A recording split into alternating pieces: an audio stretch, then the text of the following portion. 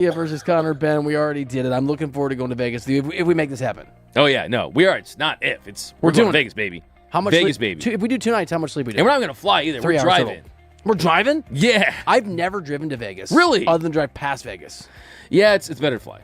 Okay, let's fly. Yeah, especially if it's free. It's like 11 minutes. Yeah, exactly. Yeah, I think it is. Yeah, so yeah, Okay. I go the fly. I don't know why I said that. All right. Number 8. November 28th. Do you know what that is? Do you know why that is the date I have? November 28th. Michigan, Ohio State. Oh, a Barca. USC. UCLA. Yeah. Is that the date? Yeah. And I want to go. Well, it's actually Barca's October. It's a flex day actually. Okay. They can move it to earlier in the week, which is a weekday game, which would be stupid. I want to go with you, Dude. It's gonna be calling late. on that now. Dude, Where is it this year? Last year, it's I think it's the Rose Bowl this year. Okay, right? dude, me and you. Let's do it, Get baby. me on that. I'm That's sort of a neutral on this. Some of my favorite moments ever. USC versus UCLA is pretty lit. It's definitely gonna be at the Rose Bowl. Like you said, November 28th. Hey man, these campuses just 12 miles apart. You okay? No.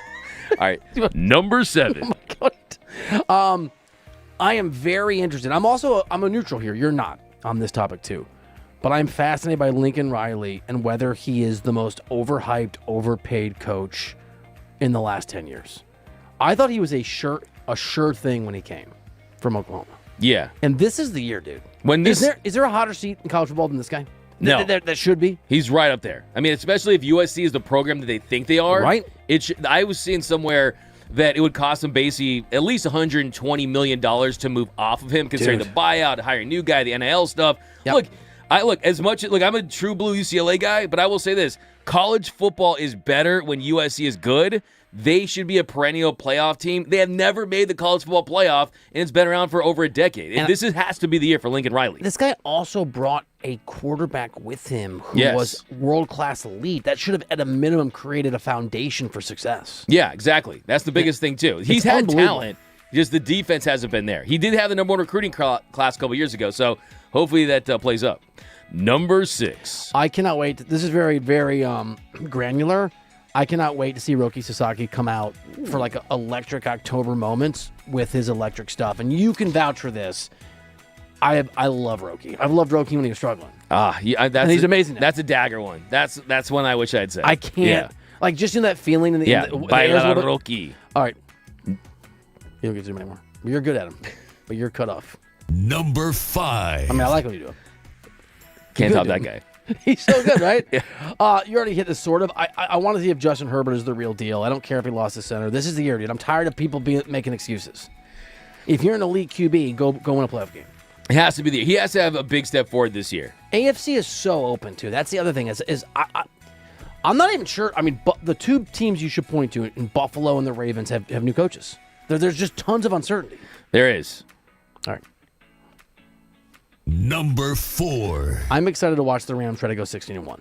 I don't know about 17-0 in the modern NFL, but if Stafford's healthy, I think there's a world where they're 12-0, where they're 13-0. I could see a world where they actually lose the opener and win the rest of the games, because going to Australia is kind of bizarre.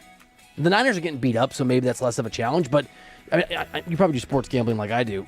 Those games are very hard to predict. They are, and the Rams have an interesting strategy where they're going to fly in, fly out, right? They're I don't treating like that thing. I don't like it either. It's like they're trying to treat it like it's a little road trip up to Santa Barbara and back, right? Like our trip to Vegas. Like our trip to Vegas, baby. We might stay there for more like five weeks in one day. Non-zero number, Yeah. one of us will have trouble making it home. Number 3. October 25th, 2026, the most important moment of the year, a Clásico. For you, I mean, you already did it. You already hit it on there. Yeah. I have it at 3, dude. Yeah. I have it at 3.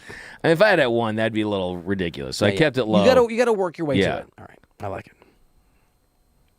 Number 2. This is a little different than your. Cannot wait for the Lakers' first 20 games, because I'm a huge proponent in the NBA of it takes 20 games to get to know a team.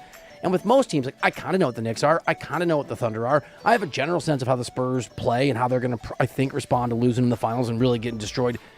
I have no idea what this Lakers team is. And is Kessler able to stay healthy? Does it work if he is? How does Austin Reeves play with that massive contract? What does Luka's revenge bod sort of translate to on the court? Is JJ Redick capable of being the kind of coach that we think that he is without LeBron, which is a very big factor? What about the drama involving the buses and Kushner? And The first 20 games for the Lakers are going to be among the most instructive, I think, and I'll go Lakers history. I think they're Wow. Yeah, I think it's because if it works, it's a maybe. If it's a disaster, there is no good path forward for the Lakers.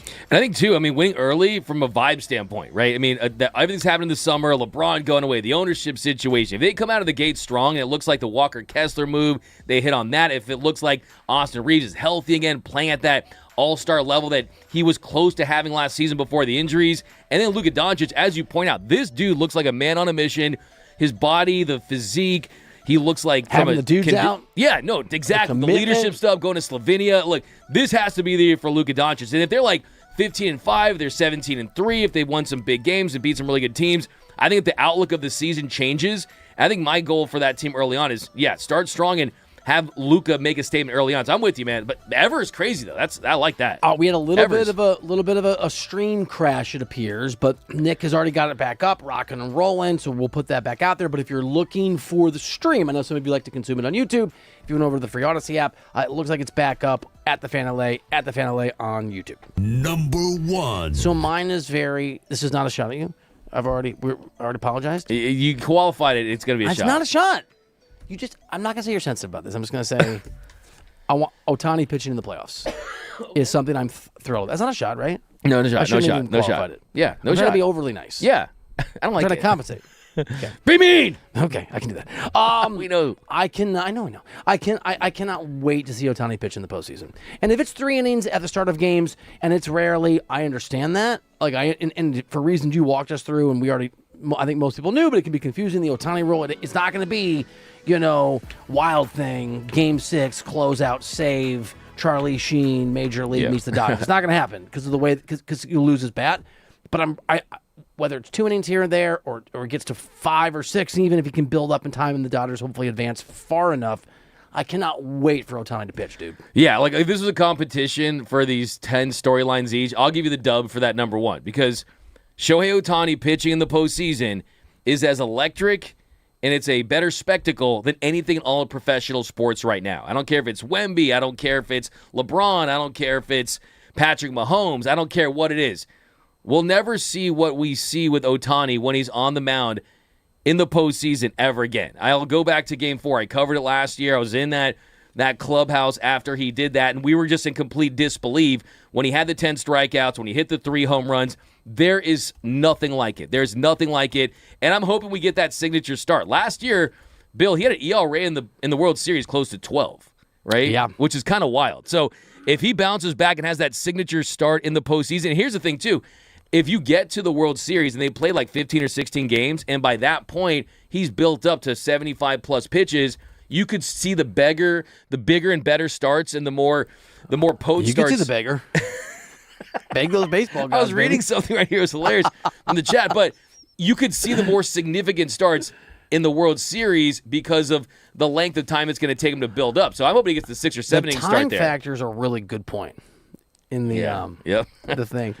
Did you like that joke or no? No, it works. I like Are you it. sure? Yeah, I can't tell. It's good. How's it reading you? It's like you're on the freeway and you just put it in neutral. It's like you slam on the brakes. We're gonna play a shower clip when we come back, and we're gonna play the one where he said he wants me to choke. Okay, we're gonna play that too, and I'm gonna have Doug help me make my fantasy pick in the 97.1 The Fan, the voice of LA Sports Fantasy Football League. Next on D-Mac and Reiter.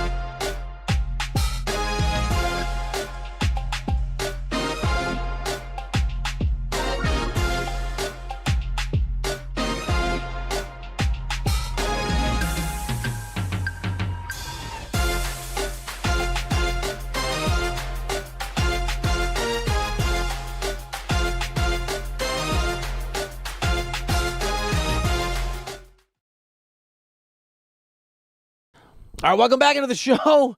T-Mac and Reiter with the universe conspiring to help us. Presented by DTLA Law Group on the new 97.1 The Fan, the voice of LA sports. Accident or injury, text injury help to 40222. That is injury help to 40222. All right, where did you end up in this fantasy draft that we're all doing? Quattro. I got the pick got that I four. wanted. That Yeah. was crazy. I know, that was weird, crazy, dude. That was crazy. I asked Raj. I said I won 4. He was joking that he was gonna maybe freeze it like we're David Stern and Patrick Ewing in that era, but no, I got what I wanted, man. Who are you taking? Who do you think I'm taking? You're taking Bijan, bro. Yeah, bro. Come What on. do you mean, come on? How does this thing work? It's a good pick. I saw who was number 1. That's why I wanted. Raj was number 1. He took Jahmyr Gibbs. Yeah, that's why I Yeah. wanted. I actually wanted Robinson over Gibbs, so I Did you? will. He's drafted. Bam, He did it. bam, taken. Okay, we need that NFL draft sound. Let's go. Bijan Robs. He's good, man. Probably gonna injured, but you're good. You're a good person. You're a really good You're a good human. I got number 2 pick, man. Winner. Yeah. I like my pick at 4. You know why I like number 2 pick? Because you can't go wrong. Because you have to take one of those 2 guys, and if there's an injury, I don't have to feel bad about it. It's like when Kevin Durant got drafted 2. Yeah, exactly. You just take him. It's a no-brainer. It's a lock. It's a no-brainer. You were getting Robinson. You're getting Gibbs. Can I give you today's starting lineup? Let's hit it. Do you want to first hear the shower and then the follow-up? Yeah. Okay. Here's what Doug said earlier about me. Aaron has it in the shower. Aaron's eating some food. I get hungry too. You know what? We'll do it later.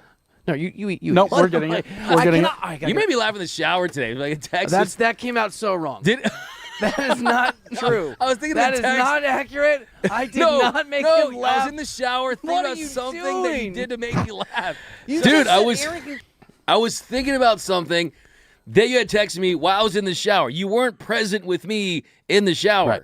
Okay? And No, I wasn't saying know. that. I want the people to understand. I don't know what. I hate Aaron how I is- sounded there. The film You're in the producer is shower. eating, but he's crushing it. I see it. It's like popcorn or something. Do we have the clip It's of popcorn. me? Do we have the clip of you? Of me? Of you telling me you want me to choke? I don't think that's real. If we, Yeah. Couldn't find it. it's Couldn't not. find it? Couldn't find it. 'Cause It's I- not real. Because I would. I'll not- go back and get that. I would- Yeah. Okay. Yeah. I know it was the last segment. I so. would never say that. Ask the chat. They chat and know. They heard it. Did Bill Reiter I tell me to choke? care about you too much. Yeah. No, I said it. Okay, here's the starting lineup today for the Dodgers. As we know, Tyler Glasnow is back. Is it too much to just expect him to be lights out since we saw Snell come back and just be the best pitcher in baseball over like the sort of 2 starts? It's a good point as with the Blake Snell comp because he's been elite. He's been electric since returning. Tyler Glasnow was on pace to really have his best season as a starter early on the year. I think for him, he looks so good as from a velocity standpoint, his swing and miss standpoint, his rehab starts. Dude, he looks He's an so ace. good. He really did. 3-0, 2.72 earned run average. And I think for Glasnow, he understands. I mean, they're at Truist Park. They're in Atlanta. A couple years ago in 2024, it was Truist Park where they realized that they were not going to have Tyler Glasnow for the remainder of the season. And Dave Roberts had that big speech where he addressed the club saying that Walker Buehler had to step up. So I think 2 years from that, I think that's kind of meaningful. It's got to be a little more meaningful for Tyler Glasnow, knowing that's where he's making that comeback start. Would it be fair to say that he went from Tyler Glass when to Tyler Glass now? Today? That was pretty solid. Thank yeah. you. Why didn't you? Why does your face look like it's I in like it, physical yeah. pain? That was Glass. Why does your face look like it's in physical discomfort? That was Glass then. This is Glass now. Okay, you ready for the? You ready for the starting lineup? Oh, let's hit it. Okay, Shohei Ohtani, Freddie Freeman back in that 2-hole, which he's been really good the last few games. Mookie Betts at 3, Max Muncy, Tommy Edman, Kyle Tucker in the 6th spot, Alex Call, Alec Thomas, obviously the center fielder on the roster, and Mr. Hunter Fiducia. Is it Fiducia? Fiducia, yes. Fiducia. Yeah. I always want to go Fiducia. Fiducia. Yeah, no, when he gets a base hit, he really honors his tomato, Fiducia. banana apple. Okay. Fiducia is definitely really good. I mean, he's definitely stepped up into that role, backup catcher. When he gets his base hits, he honors his fiduciary responsibilities for this Dodgers team. So, yeah, I like that lineup. But the interesting thing that stands out, Mookie Betts batting 3rd. Interesting. You said Mookie was batting 3rd in the lineup. So that's a vote of confidence for Mookie and his ability to provide some offense there. It's a huge series for the Dodgers. I mean, they go on to win Mookie's this. been good, man. He has, and I've respected the fact that you've kind of giving him some love, giving him his flowers Let of late. me, while I tell Aaron that I misspoke, that we should get the Padres' new owner supercut ready. While he's doing that, let me just address. I see what you're doing. I'm aware of your tricks. You like to always be like, you're doing tricks. You're trying to frame me as anti-Mookie Betts. You have been anti-Mookie Betts. I'm not trying to frame it. That's when what happened. When he plays badly, this is something maybe you could. This is a good tip for you. When he plays badly, I say that he's played badly. When he plays well over a 13-game stretch, I say he's playing well over the 13-game stretch. See, when you don't pander, you just say whatever's going on. You don't have to, not that you do that, but whoever does out in the universe, you know what I'm saying? What I've been saying is that Mookie Betts has been outstanding because over the last 13 games, he's been absolutely outstanding relative to the way that he played for most of the year before that, which was checks, notes, garbage. It's not a 180. He's on a 180. Didn't we have this exact conversation yesterday when you tried to mischaracterize? Man, I believe we might. After my apology? It's funny how it's flipped to where now all of a sudden you're higher on Mookie Betts than I am. I'm not higher on him. Here's the thing. This is a bit of a paradox of me, I guess, or misunderstanding about me. Steve Mack and Reiter on the new 97.1, the fan, the voice of LA sports. What do you like to say? Two things can be true at once? I will say exactly what I think about anyone, especially in sports, because that's the job and that's just the way it is. But I do want people to be successful. I want Mookie Betts to have success. I'm rooting for humans in general.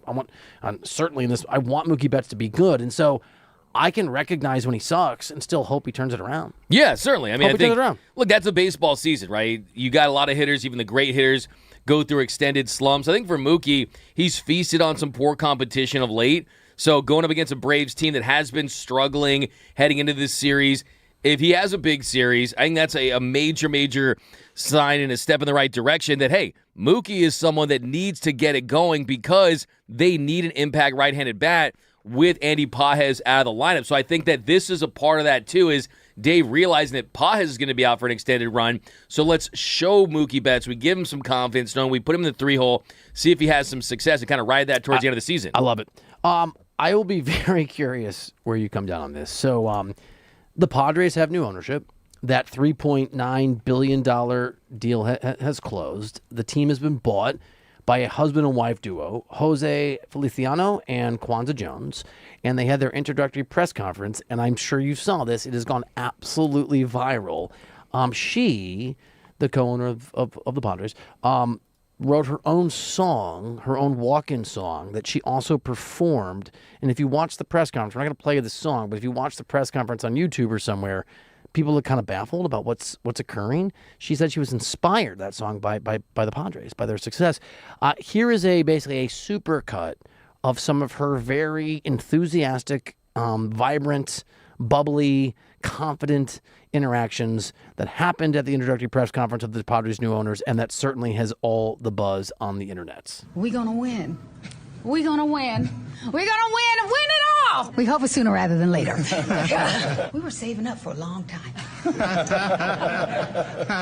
We had a lot of dry powder, and we're like, you know what? This is the place.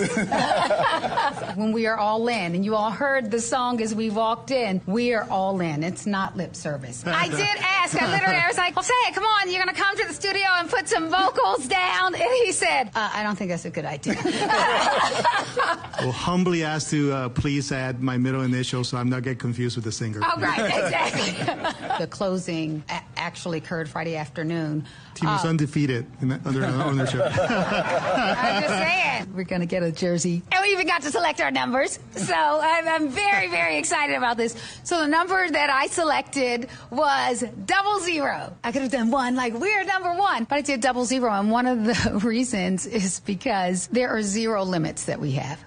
D-Mac, as you might imagine, people are making fun of this couple and her in particular aggressively, and there's a lot of memes out there. I'm going to go a different direction. I'm going to correct a mistake that I made years ago. This reminds me of the Dan Campbell press conference when he became the head coach in Detroit. And I don't know if you remember, but his big line was, "We're going to bite off kneecaps." And he, yeah. And I made fun of him. I'm like, what a joker. His enthusiasm, his passion, his desire actually turned out to be like a really important thing for that team. I think probably that ship has sailed for Detroit. But I kind of like it, dude. I kind of like her energy. I like her. I don't know if they're good at being owners. You can't tell from a press. I mean, Josh Kushner could come in whenever if this deal closes with the Lakers, and he could give the most boring press conference on the face of the earth. Clark Hunt, and I like Clark a lot. If he's listening, this is not meant to be an insult, but it's one of the most like introverted, quiet, shy, sort of painful to talk to people on the face of the planet. He's a great owner. Like, charisma doesn't know, but I kind of like it, and I'm not going to hate on her. Good for her for being excited. Look, I mean, I think this is something where I was like, is this an SNL sketch? Is this AI? Is this real? Why does my man look like Giancarlo Esposito, who played Gus Fring from Breaking Bad, right next to her? I will say, vibes off the chart. Exuberance, the energy, bottle that up, it's contagious. I love it. She bought the team. Is she ready to buy new players? Does she realize she's in the same division as the Dodgers? I think I'm with you from a standpoint that, yes, just from a vibe standpoint, great, you love it. I think that rubs off and fits perfectly for San Diego. But, man, I feel like I almost died from secondhand cringe. Like, I really, like, I mean, at least me. Like, that was, no, it's a lot. I mean, come on, dude. What are we talking about here? It's a lot. Like, this is why the Padres are the Padres. I'm the mean person in this relationship. This is That's why the lie we Padres tell are in the building. Padres. Writing a song. Come on, I bro. wrote a song for you earlier. That's a great song. Thank you. But, I mean, just this felt like very San Diego Padres, where it's all vibes. It's all we're living in the moment. We're winning the moment. Does this really feel like this feels like it's like Major League 5. Like, it felt like I was watching a movie. Oh, my God, that's a good A joke. caricature. I mean, I will say, though, vibe standpoint, if it works, great. I really love that you brought up the Dan Campbell thing, because sometimes winning the press conference or losing the press conference, it means nothing, right? I mean, Dan Campbell, people roasted him. They thought that was going to be a joke. I did. You did. I mocked and him. It turned out he ended up being a good coach. But Yeah. Come on, man. Look, this is ridiculous. Can I give you something else that's sort of lost in the vibes? What's up? The interpretation of the press conference is that the Padres are likely going to spend a lot less money. They used a quote, living within our means, end quote. They talked about fiscal responsibility. So there's also a world where the Padres will go from spending lots of money ineffectually to spending very little money ineffectively. So No, yeah, exactly. I mean, maybe they can, for what they do. Like, is she going to be in the clubhouse giving motivational speeches because they're not going to be spending on players? it would help. It would probably help. I liked her.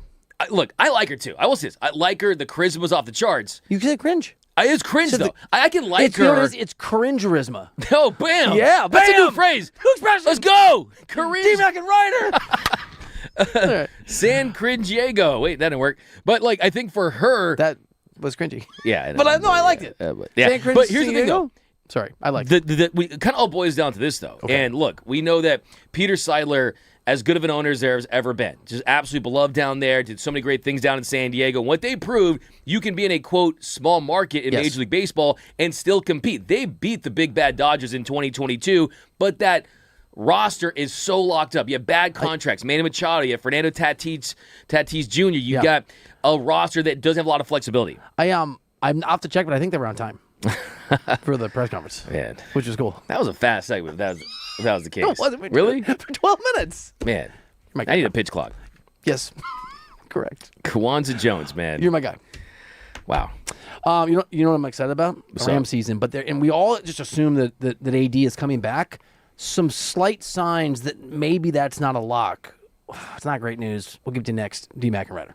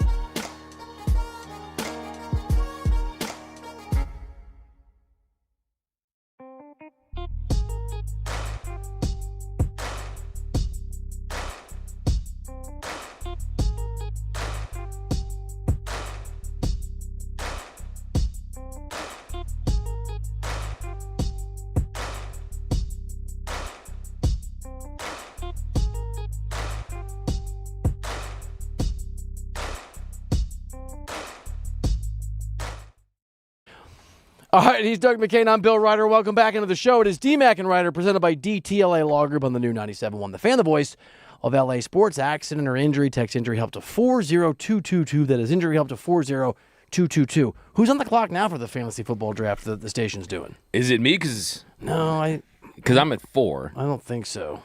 Mr. Bijan Robinson over here. You guys want to tell the group, the fans, what your name is? Yes. You told me it was funny, so I did it. Yeah, Reiter than Doug. Yes, that's pretty good. Wow, that was pretty good. And mine is McCainer than Bill. Not as good. Is that what you made it? No, I'm still on the drawing board. Remember I had that one? It was a little off. Probably. How about I'm Doug with this guy? That was good. Are you, yeah, are yeah, you yeah, gonna make it? Yeah, I'm gonna make it. Right. Yeah. You know what we're gonna make right now? Radio Magic. Yo. Because this football coverage of the new 97.1 The Fan, the voice of LA Sports, is presented by Xfinity. Score the most reliable Wi-Fi, one price, 5 years guaranteed. Xfinity. Imagine that. Let's do the NFL report, dude. Let's hit it, baby. It's time for the latest headlines on and off the gridiron. It's D-Mac and Reiter's NFL report.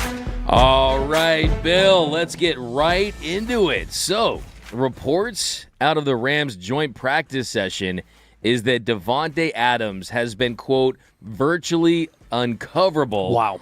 In those joint practices.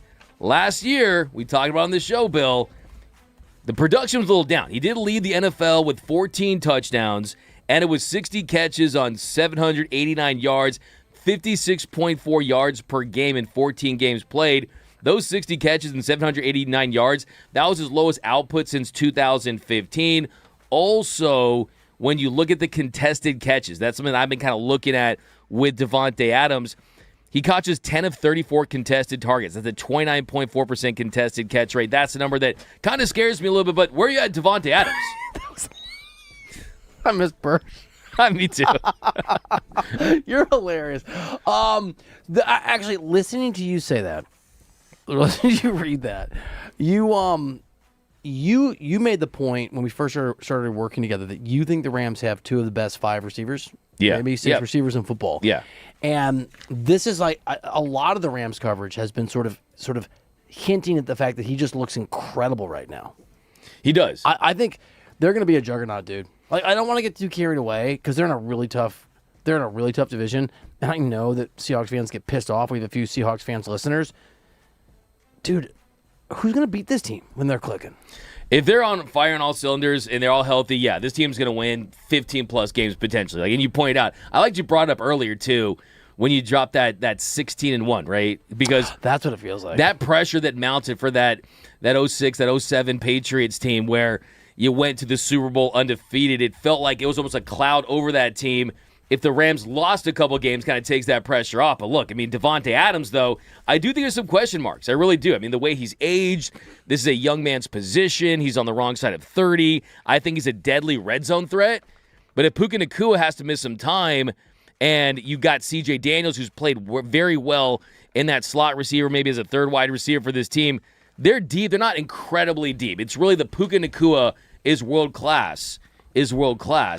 I'm not so sure Davante Adams is. The thing is, if you have Nacua and Adams on the same team, with McVay sort of scheming, and Adams looks really, really good, there's no other coach in football, and there's no other offense in football that I would trust as much to maximize wherever he's at. There you go. That's a great point. The fact that they're going to get the best out of Davante Adams at this stage of his career. Like. Yeah. Other teams might try to make him 2015, 2014 Davante Adams. The Rams with Sean McVay, and they're not going to do that. So I think that's a fantastic point. All right, let's keep moving on. Keep moving. Sean McVay is undecided on the Rams QB2. He plans to share his plans to share it before the preseason finale. So is this a mind game? I think that so to me, I think the difference is, look, we saw Ty Simpson perform very well in that first game. He looked really good, dude. He really did. I know you don't like him. I wouldn't say but that. I do. That's just a ridiculous thing to claim. Whoa, I don't love him as a player. I don't love him as a player. He's a great guy. I don't mean as a brother. When I say I think this guy sucks, I don't mean as a human being. If I say, well, come on, really? Yeah, but I think you're gonna semantics me. But I know I'm not sorry, semanticsing you. T-Mac and Reiter. Let me rewind. Oh, yeah, there you go. Doug, I'm not you do semantics. not like him as a football player, although you respect him in every way as a human being. Look, I think You know what I mean? No, I know what you mean, but Okay. I know what you mean. I'm just saying that, like, I think for Ty Simpson Yeah. and the success that he had in the first game, going a lot against third stringers at Ty Simpson, going to compete against a Stetson Bennett. I mean, you kind of look at how they've competed so far. Bennett, I think, is trending up, though. He finished 19 of 31 for 181 yards, didn't have a passing touchdown, but no turnovers. And I think that's kind of the big question for me is, do you go with the guy that has the higher ceiling, which of course is Ty Simpson, or do you go with the guy that potentially has the higher floor in the event In this season? Yeah. So you think it's a real competition? I mean, Sean McVay said today they're going to keep 3 quarterbacks. No, I understand, but I mean So- in terms of like in his mind's eye who the actual number 2 is. I do. I really do. I think that it's not an easy offense to process. McVay's very demanding, and Stetson Bennett has been in-house for years now. And then I think they're also aware of the development potential, too. I think at the end of the day, I think they end up going with Stetson Bennett, though. I really do. I think it ends up being Stetson Bennett. You can smile. I see you. I You just look think, so happy about I just it. think that's I know what when it you're might vibing. be. But all right, let's keep it moving here. Okay. On the NFL report. But you're the one doing it. You just do it. That's right. Okay. 2 more You're basically Rams throwing stories. to yourself. That's right. Hey. And this one, Doug, Bursch. keep it moving. Okay. What Bursch would always go, "Sup, guys?" Yeah, he'd be like, "What's up, guys?" Yeah. And he'd have every time. I don't know if you noticed when Bursch is here. Every time he reads another part of whatever these reports are, he has one less button buttoned. Oh yeah. He unbuttons as he goes. One of these days, we should just put like 50 stories on the NFL report. By then, he would just be completely shirtless. He looked like he looks right now in the Philippines on the beach with the beer, but you didn't see it because your phone's in Morocco. He's in the Philippines. You're in LA with me, and your phone's in Morocco. You would look like me when I'm in the shower and you're making me laugh at your text. It's not. I'm thinking what about. occurred. The lies. All right, so What?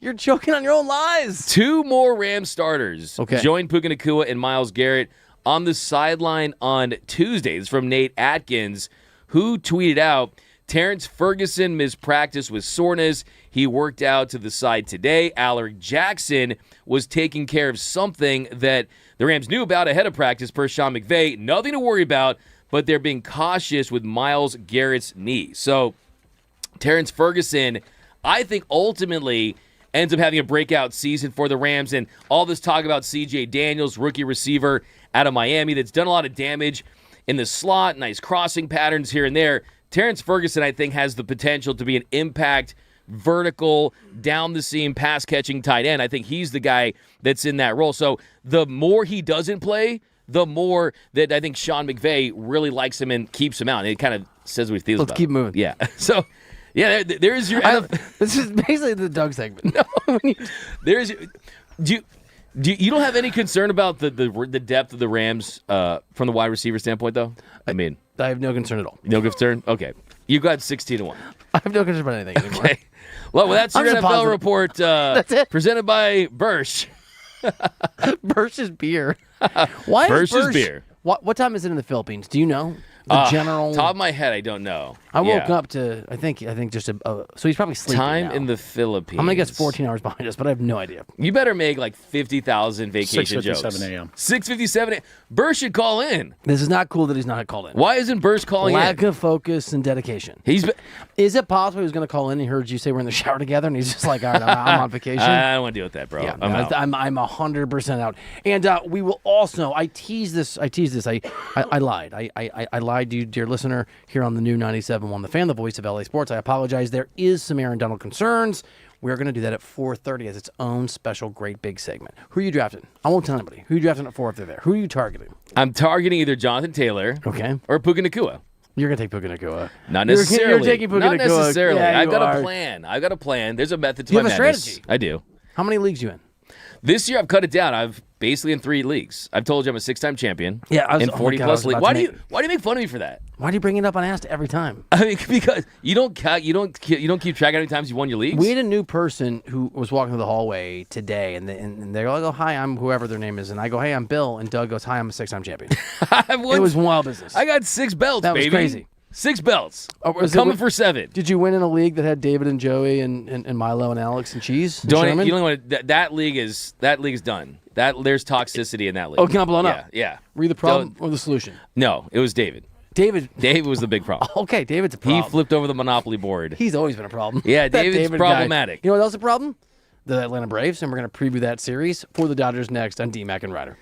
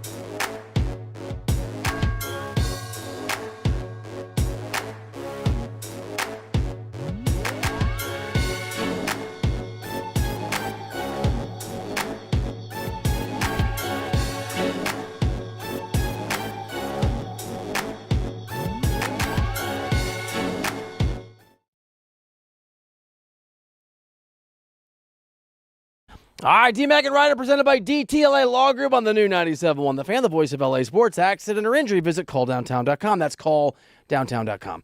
Can I tell you a tale? Yes. A story. Yep. You tell Hit me. You tell me how I should feel about this. Okay. Once I had a dinner with Brock Vereen, and I invited you, and it was a great time. Right? It was fun, right? Yeah, it was a great time. Nachos are great. And then just now, Shay, who produces the Midday Show, who I really like, was like, "Oh, me and Doug are getting dinner," and I go, "Oh, really?" And you go, "Do you want to go?" Yeah. What? Last minute, 4:04. What are you going to send you Where's like a the formal invite? invitation? You want to send guys with trumpets at your door? I'll take a text. And roll out a red carpet to give you your I'll invitation? take a text message A text? or just out loud. I think General invitation. I heard from somewhere you had to pick Wow. up your daughter. I do now. I made Yeah. plans. You guys made these plans 4 minutes ago? Yeah, it wasn't that long ago. Wow. Roll through. Yesterday you gave me a jersey. Today you slapped me in the face. We'll get a table for 4. We'll put my phone down. You can FaceTime me from there. Same thing. You're dead to me, bro. No, come For on. at least 20 seconds. You did not. First of all, don't act like you wanted to go. So badly. Don't act like you wanted to Like go. in ways that I just, you and Shay, like, I'm in. I want to go. Where are you going? And we're good? I think Across the place? maybe across the street. Place, okay. I'm not complete. I think it's either Arthur J's or Musso and Frank's. One of those two. I took Shay to Arthur, Musso and Frank's the first time we went out. You did, right? Yeah. He like it? Yeah, do you know who else I invited to that? Who? You. It's Yeah. probably the Dodger game. It's okay. I definitely was not there. I would read between the lines, but you're holding up a sign. And it says bleep you, man. No, come Wow. on. Hey, look. Go drop off. Look, we'll make it a late dinner. I'm Go hammered. drop off. Meet us there. How about we'll go somewhere in Manhattan Beach? Done. Yeah? And then you'll roll with us. 11 p.m. 11 p.m.? Are you in? Love it.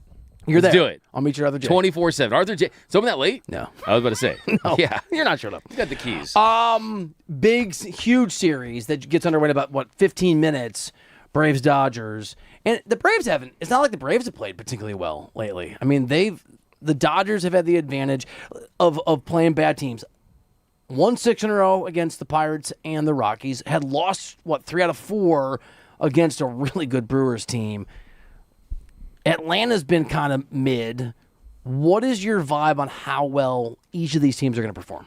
It's a big series for both of them. This is such a massive series. We could look back and circle this series as really the defining series in the regular season, because if the Dodgers find a way to sweep, and if you look at the way the rotation lines up, you are getting high-octane starters for the Dodgers with Tyler Glasnow making his return. You're going to see Yoshinobu Yamamoto on the mound. You're going to see Roki Sasaki, your guy, tomorrow.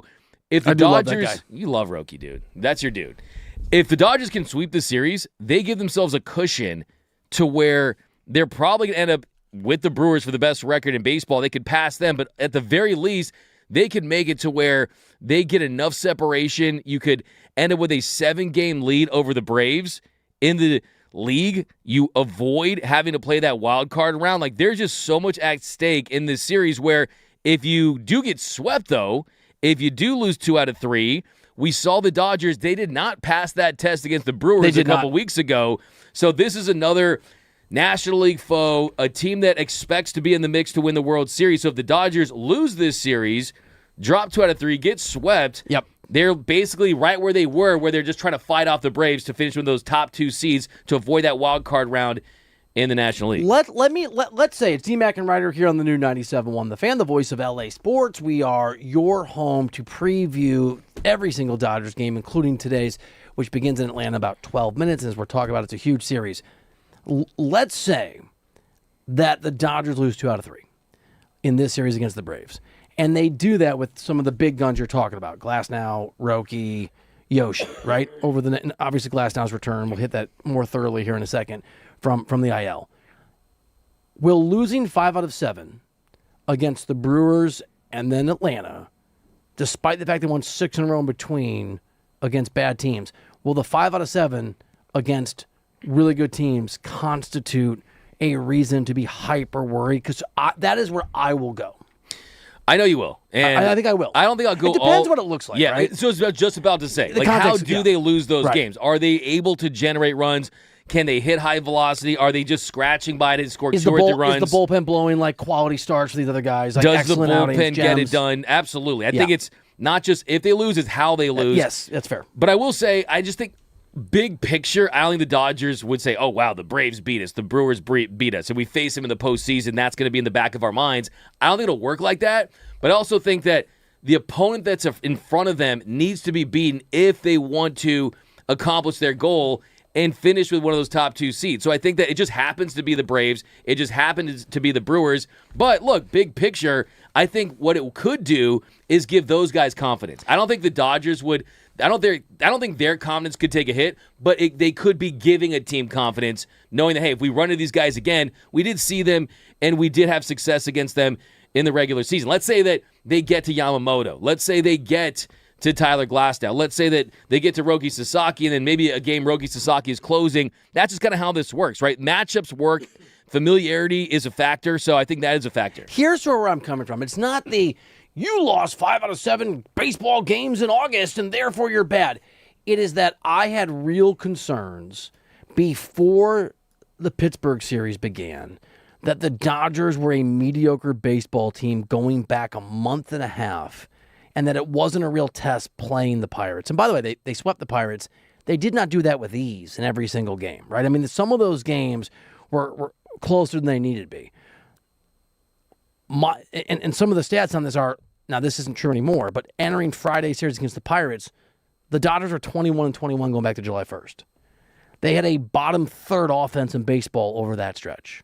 They had a bullpen that had blown numerous opportunities, and obviously Edwin Diaz, before the fake IL, real IL, was sort of the most glaring illustration of that. And so to me, I just don't know. I can't tell. Is beating the Rockies in 3 games, even though there were some close calls, and is beating the Pirates in 3 games, even though 2 of those games were one-run games, is that enough to be like, okay, they're now 24-21 since July 1st. They're on a little bit of a tear. They've won 6 in a row. They figured some things out. Mookie Betts is playing well over a 2-week period. Freddie Freeman is hitting really well in the 2 spot. That 2 spot's been a black hole.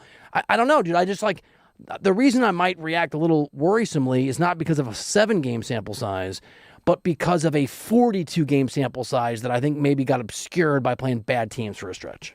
I think that's fair. I think that you look at how they performed offensively, that's the biggest question mark about the Dodgers right now, right? Is that why you were so on Ohtani? Because you called this in advance. Yeah, I mean, that's the thing. I mean, with Shohei Ohtani, he is the Pied Piper on the offensive side, right? He is at a level where, look, after Aaron Judge, it's Shohei Ohtani, it's Yordan Alvarez, it's Juan Soto, right? He's in that tier where outside of Aaron Judge, he's by far the best offensive player when he's right. And I don't think we've seen Shohei Ohtani catch fire for a 2-3 week stretch. And we saw in June, that was the only month of the year where he's had an OPS over 1,000, right? So if Shohei Ohtani is going to perform well, if he's going to find it at the plate, if he's going to get back on the mound, I think tonight, Truist Park, players love playing there. The Braves and Dodgers always is an electric matchup. Why do people love playing there? They do. I just talked to players. They love Truist Park. I didn't know that. It's weird. You they mentioned love it earlier. I meant Truist to ask Park. you. And it just feels, I mean, look,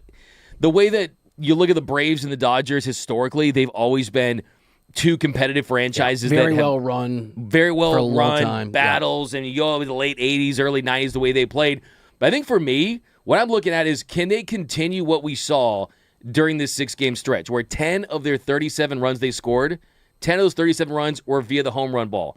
That's 41%, right? That is the lowest mark we've seen in a 6-game stretch where they've been as home run reliant as they've been all season. That was the least home run reliant we've seen for this Dodgers team. Can they continue that trend where we're not just going to wait for Freddie to hit a 3-run home run? We're not going to wait for Shohei to hit a 2-run home run. Well, Freddie doesn't hit home runs anymore. So that's the problem, you'd be waiting. right? Well, I mean, look, in Atlanta might want to go deep, but I think that is kind of the issue that the Dodgers have at times, is they're waiting for the slug, and you can't always wait for the slug, especially when you're facing really good starting pitching, and that was the trend that we saw the Dodgers. Yes, as you point out, the Rockies and the Pirates and the Royals and all these teams, bad teams, they feasted on bad teams, but they did generate runs in a different way. Look at the last 2 wins the Dodgers had before that Monday off day. They scored 4 runs, both without having to hit a home run. I want to see more of that. I really do, because this is 8th in home runs. 8th in home runs this year. Usually they're top 3, and you can't rely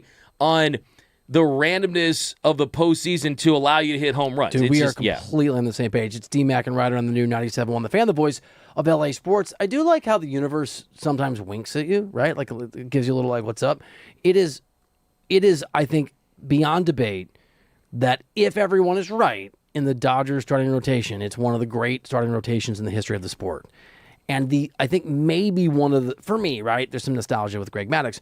The Braves are maybe, for me, the team that has the most dominant starting pitching I've ever seen in sort of my lifetime as a fan, especially the consistency when Maddux showed up of Smoltz and Glavine and Maddux. So it's sort of cool that Dodgers starting rotation levels up today with Glasnow's return. And it happens where? In Atlanta. Just a little bit like universe winking at you, just sort of like a little like, because we've been talking Braves in the context of the 90s a little bit. And Dave Roberts, before the game starts in about 5 minutes, talked about the return of Tyler Glasnow. I like where he's at. You know, he's had a good rehab. He threw the baseball really well. You know, seeing him getting into the 6th inning, I think, is our hope, our goal. I just think for us, our bullpen's in a good spot, but Tyler's, I know he's anxious to get back. I'm trying to temper my expectations, and we talked about this earlier on the show, because I know he was lights out in his rehab start, this last one in particular. I mean, he was almost unhittable. He was amazing. What Snell's doing isn't normal. Like, just coming back from a long IL stint and just being untouchable is pretty unusual. So 5 innings, even 3 earned runs, and the velocity looking good and the stuff looking good and a little bit of... I'll take that. Certainly. I mean, absolutely. You take that every single time. And it's interesting that you bring that up. I love that you always kind of go back to that Braves team, because that's when you think of... Bro. That's the gold standard. You brought up the 2011 Philly. That 2011 Philly team. I think the Braves from here...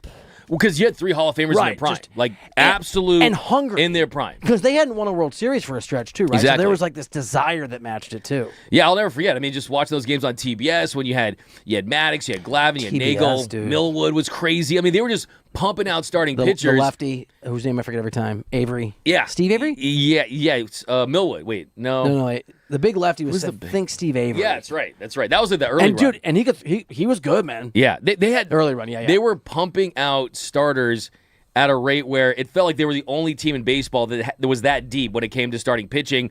But interesting thing to me too is you talk about the offense. What is the mark of being the Dodgers ace? We talked about Clayton Kershaw at the top of the show today. It was when you're the ace of the Dodgers, the time-honored tradition is that you get no run support, right? That's funny. Considering the Dodgers have all these aces, right? I call them not the murderer's row, the murderer's rotation, more aces than a deck of cards.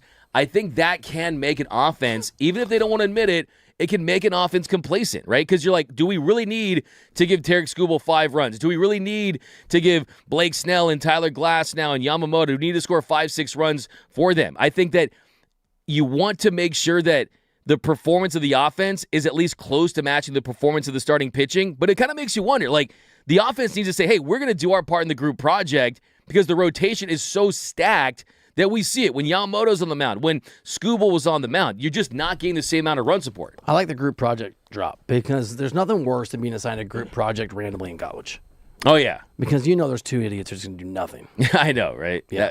Which hand raising? Oh, were you? No, I was the guy, a little bit of procrastinator, but when I jumped in, if you're going to do the oh, look at you. Ohtani Soccer Boy might be transferring to Baseball Boy very Soccer soon. Boy! Soccer Boy!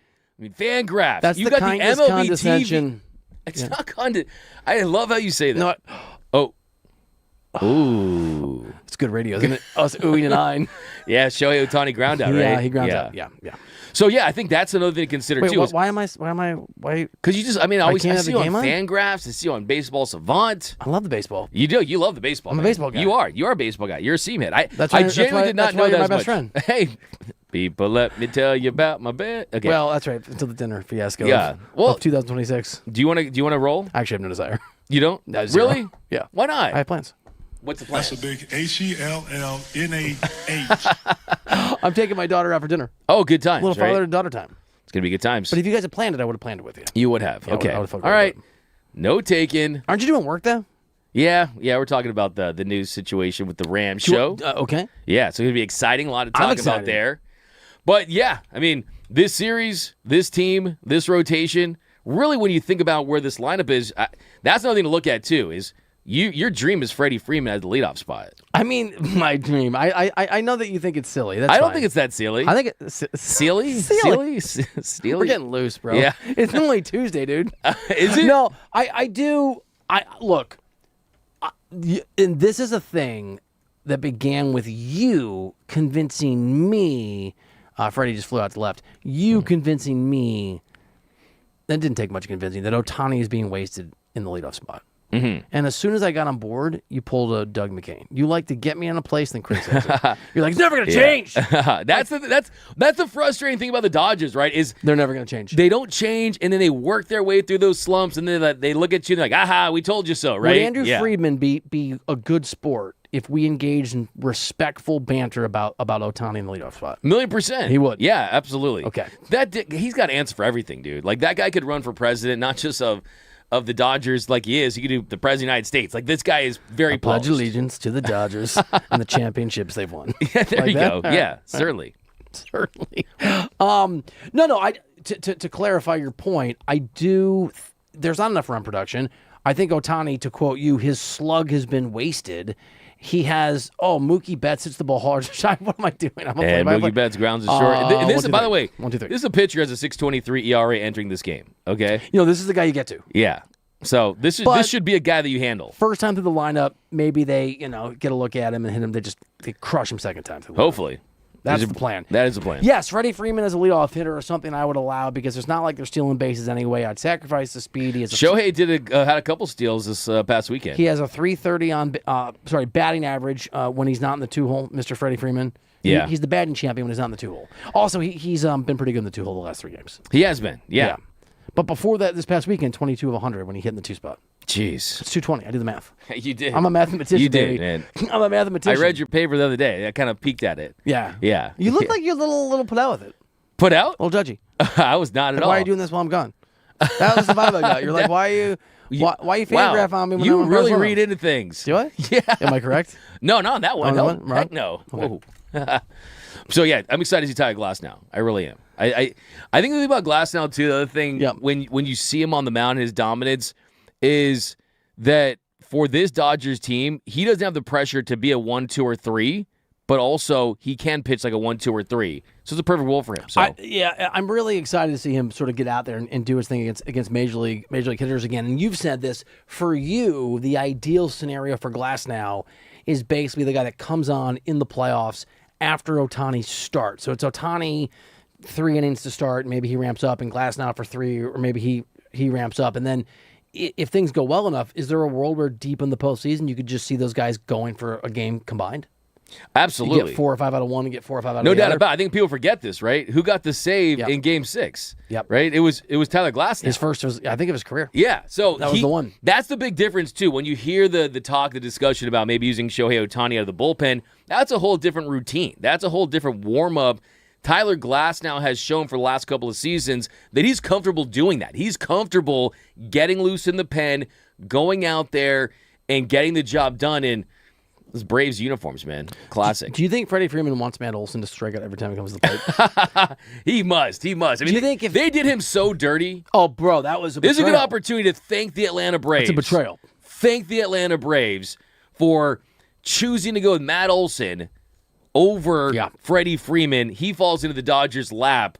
I really would be disappointed if Freddie Freeman does not go into the Hall of Fame as a Dodger. I really would. In this sort of tired conversation about the Dodgers have an unfair advantage, very rarely bring up how critical Freddie Freeman has been to the Dodgers' success since he's been a Dodger, and the fact that he is a Dodger by the choice of the Braves, not the Dodgers. For sure. I mean, you look at across the league, right? You could say the same thing about Mookie Betts and the Red Sox. You could say the same thing about the Angels and Shohei Ohtani to a degree. But Freddie Freeman's the best example. Yeah. Freddie's the best example because he wanted to be Mr. Brave. He wanted to be this generation's Chipper Jones. Chipper Jones, right? Remember you ever see this kid? Okay. He wanted to be that guy. He wanted to be that guy, and they decided, hey, we're going to move off of him. And I think that the Dodgers have gotten the best version of Freddie Freeman. They've gotten his 2 best individual seasons. They brought out the best, and right? Like, again, just their ability to maximize guys. Really? It really is incredible, unless your name is Kyle Tucker. At least yet, right? Yeah. That is the case right now. Yeah, Glasnow to get it. He's looking a little wild. It's 3-1. He has Bob Uecker style missed just a bit outside. A couple times in a row here, but obviously it's early. I'm sure there's some nerves. I'm sure he just threw a 96-mile-per-hour four-seamer, so it's full count. And his four-seamer at 96 plays like it's 100 because he has the biggest extension to the plate. Big dude. Dude, he is so tall. He's a tall guy. As you know, he and I almost became best friends. Yeah. At Erks. You know, it's crazy is everyone was trying to say that he was a little thick, right? That he had gained some weight. He looks like he's slim and trim again. I never said he was thick. I'm not saying you did, but the streets were. The streets were. Yeah, you know, he was walking around Dodger Stadium and the clubhouse and I thought he looked the dugout. Like a freaking angel. He did. At Erks in Manhattan Beach. It is D-Mac and Reiter here on the new 97.1 The Fan, the voice of LA Sports. Phone number is 855-97-LA-FAN if you want to give us a call. Tyler Glasnow's whip in this game is $1 billion. He's giving up a single. There goes the perfect game. there goes the no-hitter. The perfect game. We will keep you updated on now it's contagious. Like I said, my throat. But I have sympathy cough. Do you? That's how close I am to you. We're in this together, Do you know what I'm saying? We're in this together. I screwed up earlier. And I said that we were going to tell you, we were going to tell you as a group about AD's reluctance, potentially, reportedly, speculatively to return. I didn't do it at the right time. This is the right time. Why the Rams can 100% count on AD to come back next on D-Mac and Reiter.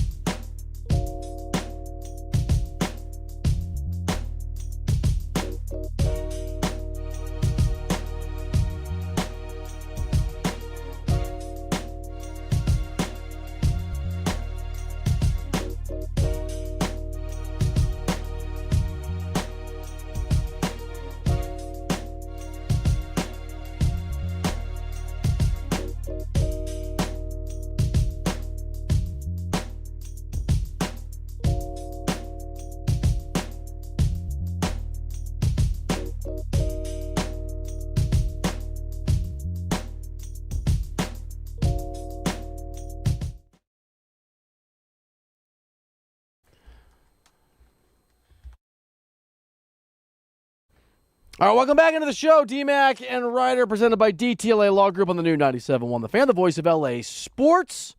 Accident or injury, visit calldowntown.com. That's calldowntown.com. Or text injury help to 40222. If I saw that right, Fiduci and Freeman just bumped into each other on a pop-out and basically squandered an out in an outing where it is not exactly going the perfect route for Mr. Glasnow. Yeah, you can't give up outs like that. Man, all right, here we go. 1-0, first and third, 1-0. Glasnow, he just, what he looks like, and this is where the Snell thing, how well Blake Snell pitched wasn't maybe a fair rendering of how this looks when you come off the IL. Glasnow looks like a guy that's been on the shelf for a minute. Yeah, definitely not as soft of a landing for him going against the Braves on the road. They have everything to play for, too. They need to get right in this series, but like you mentioned, hitting the corners, hitting his spots, but they're putting the bat on the ball. Just got to avoid this. Sometimes it can be a thing for Tyler Glasnow. Over the last couple of years, that first inning ERA escapes this, settles down. Another base hit. Wow, another run. 2-0. Wow. First and second, 1 out, 2-0. Wow, they really hit him. First and third, excuse me, he went to third. Tyler Glass. Pow! Keep hitting him. You did a good one. I said Tyler Glass not now, and you went Tyler Glass ow. It lends itself. It really does. It was very, very good. All right, so there's some interesting things out there on Aaron Donald. Chris Sims had this to say about the Rams would be returning all-time great defensive player. I wouldn't expect it. Even if he's going to Australia, at this point I'd go, well, he's not going to do anything. It's not going to be a difference maker, I don't think, as of yet. So, yeah, it seems right now that it's either he's just going to sit out and then just come in the door when he feels ready, maybe late September, something like that, or are they going to sign him up and put him on the PUP right away and then just give him that time to kind of get going? That's thanks to Pro Football Talk. What do you make of that, Mr. McCain? It feels like to me that they're starting to see some doubt creep in, just as we're getting so late in the training camp in the preseason, and you're going to get off that trip where it felt like a couple weeks ago it was inevitable that he was going to be back before the Rams started their season, and you were going to get a full season out of them. So is it Aaron Donald who continues to be on that list where he's practicing formally and he's working out formally for the Rams, and is he making a decision? Are we at the point where maybe there's some back and forth in negotiations about how much he's going to be compensated? Are the Rams kind of looking at ways to incentivize his contract? Are they looking at maybe adding some void years? There's a lot of things that I think are potentially in play right now, but just from an overall field perspective, it doesn't feel like it's as imminent as it felt a couple weeks ago. So I think that, for me, is kind of what Chris Sims is pointing to. The PUP list, right? The physically unable to perform. Do you kind of use him in that route, knowing that, hey, maybe you could get him back at some point during the season? But I think this whole idea of it's going to be Myles Garrett, Aaron Donald, a full season, it feels like that is a little less likely today than it was a couple weeks ago. Do you, just in terms of reputationally, is there any concern for how he handles this, especially if he chooses not to come back?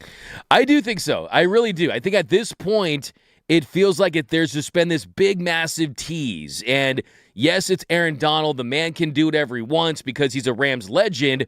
But also, if ultimately he does not come back and the Rams, for whatever reason, don't win the Super Bowl, things even go though sideways. I think it's just kind of, you look back as this could go down, Bill, as one of the big what ifs in the history of the NFL. It really could be. And that what if is if the Rams fail, and yes, they already had a stacked roster. Yes, they were already the Super Bowl favorites heading into the season. But if they do lose, ultimately, you're going to feel, if Aaron Donald does not ultimately decide to return, which I still feel in my heart of hearts that he will, right. You're going to look back and say... Catastrophizing here on D-Mac and Reiter a little bit. Yeah, you got to catastrophize a little bit. It would be the big one if... I think in the back of my mind, it'd be a little of animosity, too. Just a little update here. Tyler Glasnow had just allowed a sac fly to deep center. It's 3-0. 3-0. 3-0, runner on third, 2 outs. As you have, there it is. As you have noted, are you okay? Yeah. Wow. So was it a pop fly or was it a sac fly? Yeah. It was a wow, hard hit ball to center field, and So let's see if the bats can wake up and score 3 runs Yeah, or a little more. test. Yeah, a little test. Put it to the test. You can't be afraid. You have to be Braves. You got to be. Yeah, thank you. Yeah, the AD thing too. I'll tell you this. Maybe this is the radio host in me and not a reflection of how people feel about it in Los Angeles. I'm tired of waiting, dude. I'm just over the constant will he, won't he? Of course he will. What does it mean? And he has every right, Aaron Donald, to figure this out on his own timeline, make sure he's right, get back when he wants to, figure out if it is the right thing, what that looks like. But I'm also just ready to know.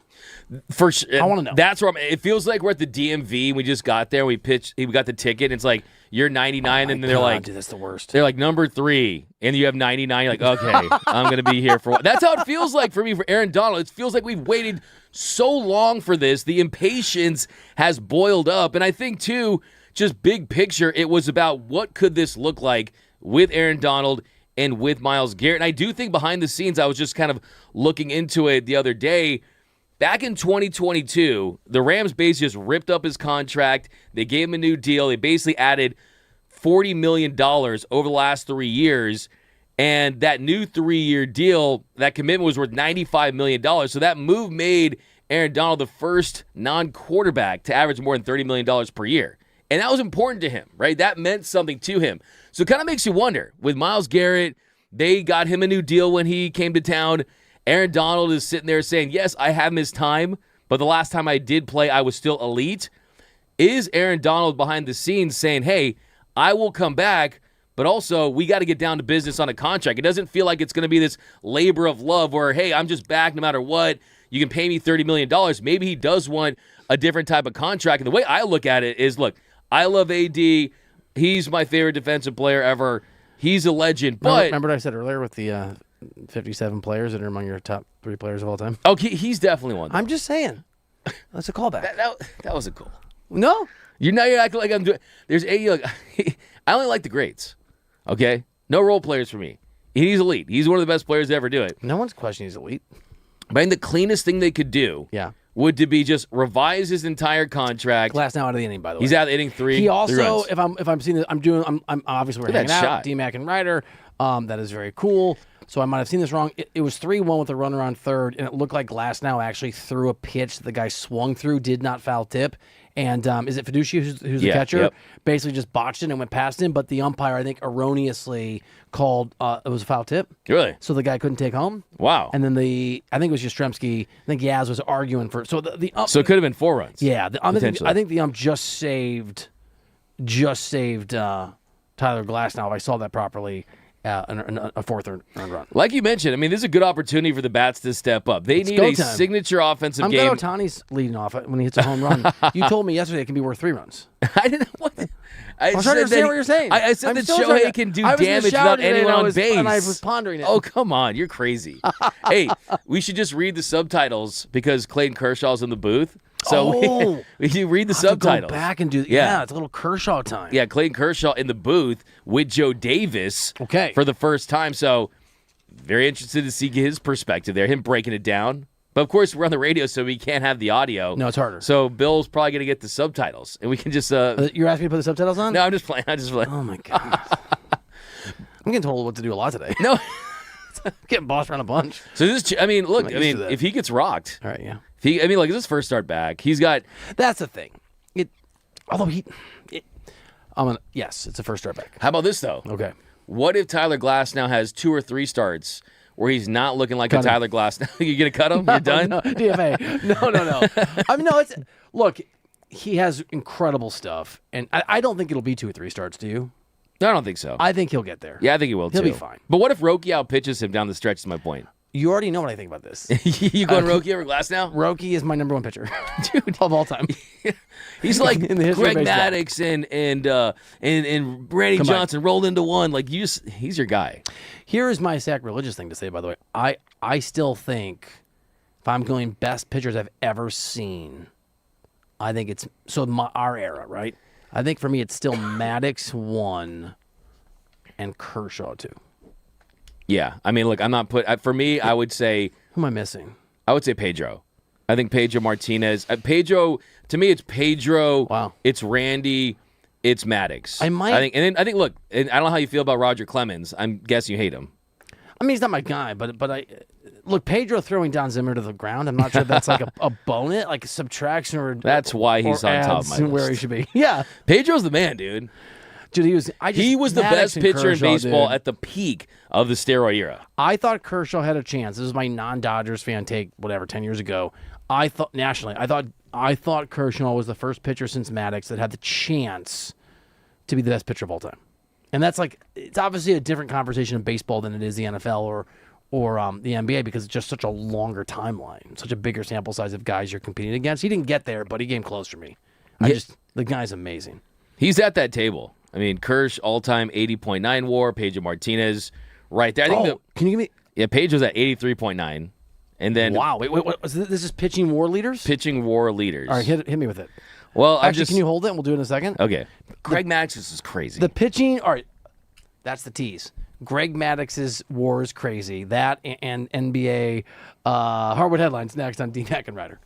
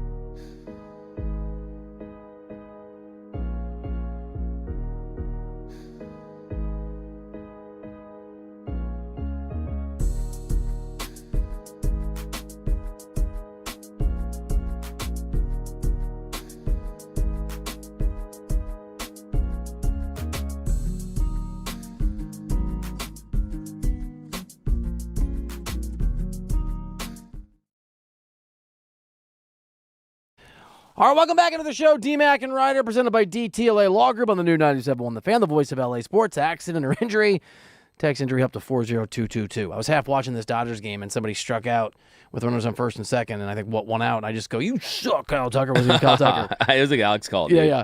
But some timely hitting. Alec Thomas. Yeah. Little 2-out ribby single, first and third. I'm It is telling you. 3-1. Andy Paz is going to get his spot back for sure. But if Alec Thomas continues to hit, he's a really good defensive center You fielder. do not like Paz. I love Paz. Dude, you don't have to like everybody. But I love Paz. I mean, he's a homegrown talent. You think he's not good in the playoffs. I'm trying to win the World Series. I understand. I'm not mad at you at all. I don't dude. care about their feelings. Oh, is that Fiducia? Yeah. Oh, he dropped it. Little two out single. How did Kyle again. Tucker get on? I don't know. I didn't see. I was talking to you. Okay, yeah. When you speak, I listen. You know what I'm saying? I thought I saw him. D-Mac and Reiter. First and second. Bottom of the lineup 3-2. producing. Here we go. All right, you ready for a little Harvard headlines? Yes. Let's rock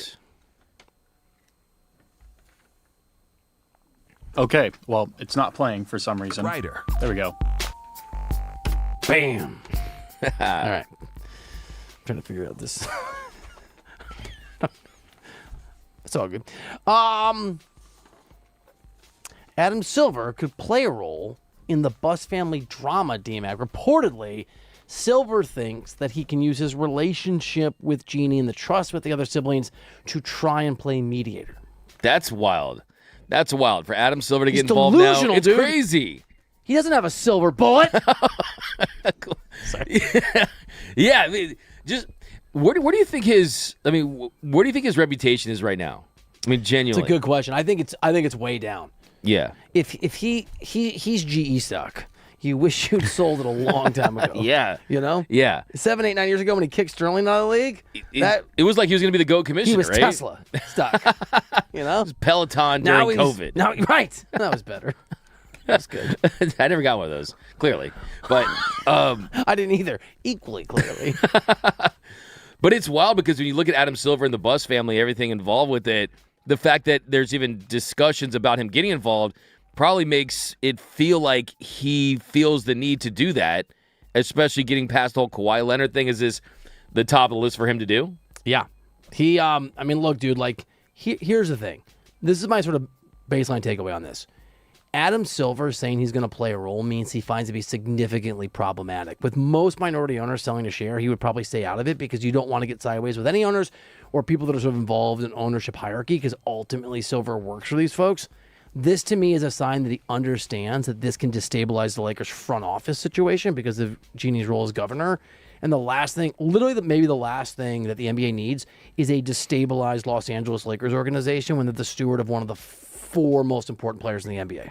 So there's a lot of pressure to get this thing right. Got to get it. Yeah, he does. This is not the drama that he needs or wants. Speaking of that player, Luka Doncic, who I was referring to here on D-Mac and Reiter, Gilbert Arenas says that the NBA is in trouble because of skinny Luka Doncic, or as we coined it, revenge bod Luka. Yeah, revenge bod Luka. Yeah, I mean, look, Gilbert Arenas, he's got his ear to the streets. He knows players that are going to pop, and Luka Doncic's already a guy that's established himself as one of the best players in the NBA. That's why, look, I've said it for months. I think he's going to win the MVP this season. I think he's a man on a mission. I feel like he understands that this is his franchise. And look at the reputation he had in Dallas, right? It was a hookah Doncic, right, in the summer. He was taking rips, and he wasn't taking care of himself. He's in the best shape of his life. The Lakers have put a team around him that really can optimize what he already does at a high level. So I love it. I'm with Gil Zero on that one, dude. The thing is, like, we don't talk about, we don't, and we shouldn't talk about people's personal lives. And I think that's a really important line of sort of demarcation between what's appropriate and what's not appropriate. I'm very comfortable. I think it's the right thing to do in this job, talking about athletes and criticizing coaches, athletes, front office people, GMs, agents, whatever. Not their personal lives, but personal lives obviously impact all of our professional lives. So I feel awful for Luka in his situation personally. That is no sort of, it's not my business. It's not a thing I have any judgment on. But obviously when people go through breakups and difficult personal things, sometimes they'll get that revenge body going. Like, he looks amazing, dude. He's in incredible shape. Yeah, it's a combination of factors. Yeah. People are complicated. One of the things that I can be a little harsh about is people who think they're Hall of Famers who aren't Hall of Famers. And it is a sign and a testament to someone's, I think, character and sense of perspective when they just accept that maybe that's not who they are. Derek Fisher is a legend, and I'm not just saying that because the guy's on the guys on the station, right? I mean, D Fish and Decker in the morning show, they do a great job. You love Derek Fisher. I'm a big Derek Fisher fan. He was really, really thoughtful when talking about the fact he did not get voted into the Hall of Fame.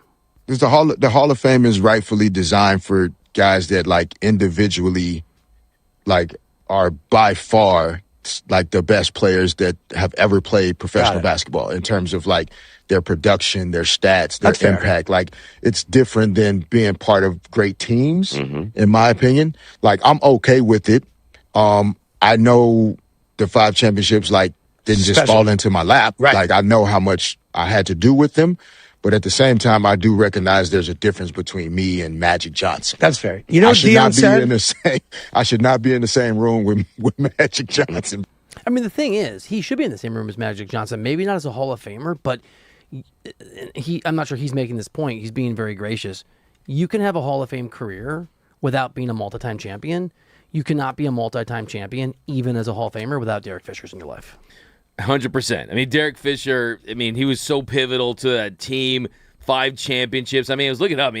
18 years, 158 playoff games. That's like 2 seasons, right? As a playoff player, he was pivotal. Everyone that followed those teams know it was Kobe and Shaq, but Derek Fisher, the ball in his hands, that .4 shot is just one of the most incredible shots in the history of the NBA. Kind of makes you wonder, had the Lakers had gone on to win that championship, probably is even more iconic than it already is, which is already so incredibly iconic. But, yeah, is he going to be a Hall of Famer one day? Probably not, right? But still, is he a guy that had a Hall of Fame level of competitiveness, Hall of Fame level of contribution to a championship run with Kobe and Shaq? He's an NBA legend. Fierce competitor. NBA legend. Can I read you something from Raj Grobes? Yo. Our assistant program director and the yeah, I did producer of it. the morning show. I did it. Whoa. Narrative stories have to be told in order. He wrote earlier, what are you laughing at? You wanted, this is to you, I think, the 4th pick, and now you got it. The hell is taking you so long? Okay, look. So that text was sent at 4:12, and the pick was made at 4:27. That basically is Usain Bolt level speed compared to how fast you waited like 3 hours. I know. Hypocrisy. It tastes good. You're throwing it. I made my pick in like less than 30 minutes. I'm proud of you. It took Puka Nakua, by the way. I know. That's what I was going to say. I knew her taking. I think someone saw me tip off my Jonathan Taylor pick. I thought about taking Puka just to spite you, but if I was at 3, I would have taken Puka. Dude, I would. You gonna trade Puka for Bijan Robinson? Let's do it. No, if I was at 3. Okay, yeah, that's right. You're at 2. Not at 1 or 2. Okay, yeah. Fair enough. No, I don't want to make that trade. Yeah, I see that. Yeah. Bijan's a beast. Last one here in Hardwood headlines. Byron Scott made an interesting point the other day, a couple days ago, that he thinks that the real issue for the Lakers is that you have to have a top 5 defense. He points out that historically speaking, many of the teams that have won championships the last 30, 40 years have been a top 5 defensively rated team, defensive efficiency, which is a great poll by him because it's true. Only one of the 4 rings that Steph has came with a team that wasn't in the top 5 in defensive rating, and that team was in the top 10.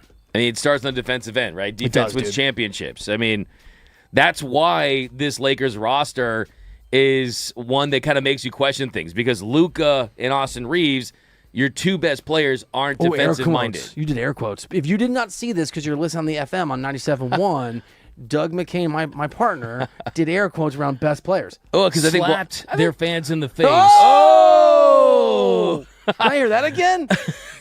Slapped their fans in the face. He just slapped Austin Reeves in the face. I just think Walker Kessler could be a difference maker. I think Walker Kessler could be a difference maker. That's what I mean by that. You did air quotes because Austin Reeves. I have my doubts on Austin Reeves. Wow. Okay?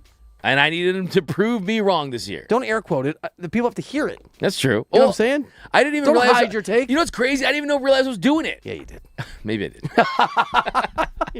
Hey, I make no secret about how I feel about Austin Reeves. No. Yeah. By the way, I make no secret about the fact you're very probably, maybe, could be true. You're right. Yeah, we'll Actually, see. I like Austin Reeves. I like him too. I think that he needs to be a guy that is an absolute prolific scorer to make up for the bad defense. He better be in the gym, though, because his three-point shooting is not the level it needs to be given his checks notes. That's my thing you told me. Lack of athleticism.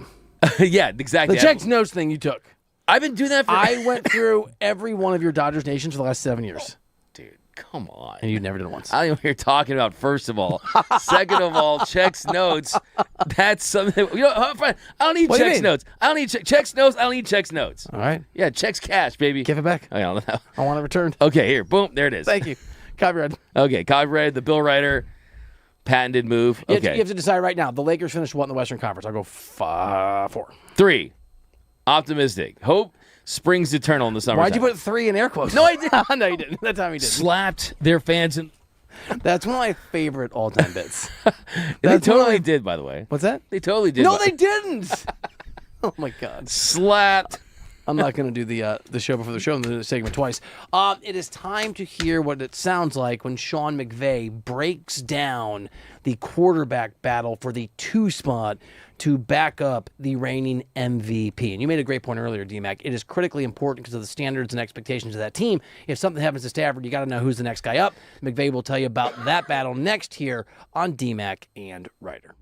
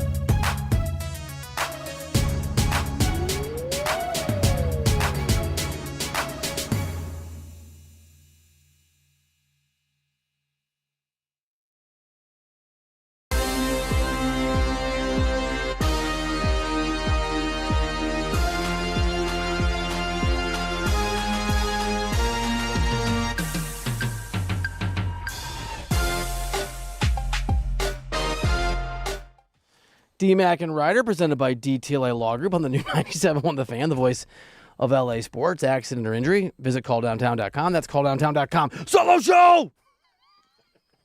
I rushed it, sorry. It's mine! Yo, I'm back, baby! My precious. Oh, wow. Is there? Yes. A little weird? Yeah, a little bit. You got a little goofy? Oh my goodness. All right, how are we doing on this Dodgers game? I had to run here. I had to run a little on the breaks. Are we still rocking? Are we still rocking and rolling? Are we It's feeling good? 3-2. So 3-2. So nice little response by the offense, getting 2 runs top of the second inning. It's good to see the bottom lineup starting to contribute. I mean, that's a trend that you want to see continue for this Dodgers team that relies on the top of that lineup to get Thomas single to right. That scored Edmund to make it a 3-1 game. Fiducia single to left to make it a 3-2 game. So big stuff. Look, dude, you called for this. I love it. You said the Dodgers, after Glasnow gave up that 3-run, those 3 runs in the first inning, that the Dodgers bats had to respond, and they're responding a little bit. Yeah, this feels like it's a little bit of an elevated regular season game, right? This could be a potential big postseason matchup between these two teams. Feeling the energy. You know Feeling it. It's getting closer. The air's getting a little crisper. Fall's coming pretty quick here. Love it, dude. Love it. Oh, you know what? Here we go. My bad. I got it, Aaron. I got it. I figured it out. Sound segment. It's right in front of me. You know what's hard? Yo. My wife gets mad at me. I will go to the fridge to look for, I don't know, give me an ingredient. An onion. Okay. Why would an onion be in the fridge? I mean, that's not right. Yeah, cute. Well, yeah. The cream. Sour cream. And I'm like, it's not in here. There's no sour cream. And then she will walk to the fridge and be like, it's right in front of your face. Sometimes I just see things. That's like my mom. She'll be like, did you even look? Right? It's absolutely crazy. Yeah. All right, we're going to skip the Aaron Donald one because we already did it, but we're going to do the sound segment. You ready? You excited? Hit it. All right, here we go.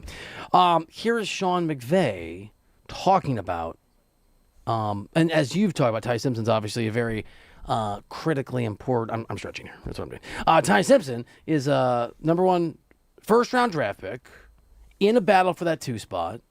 A lot of pressure on him because a lot of people, and yourself included, are frustrated at the resource that was spent on a quarterback when the Rams do not need a quarterback for 2026. They have this guy named Matthew Stafford, who is the reigning MVP, and you can obviously use that first-round pick, that mid-round pick, on somebody else who can help you.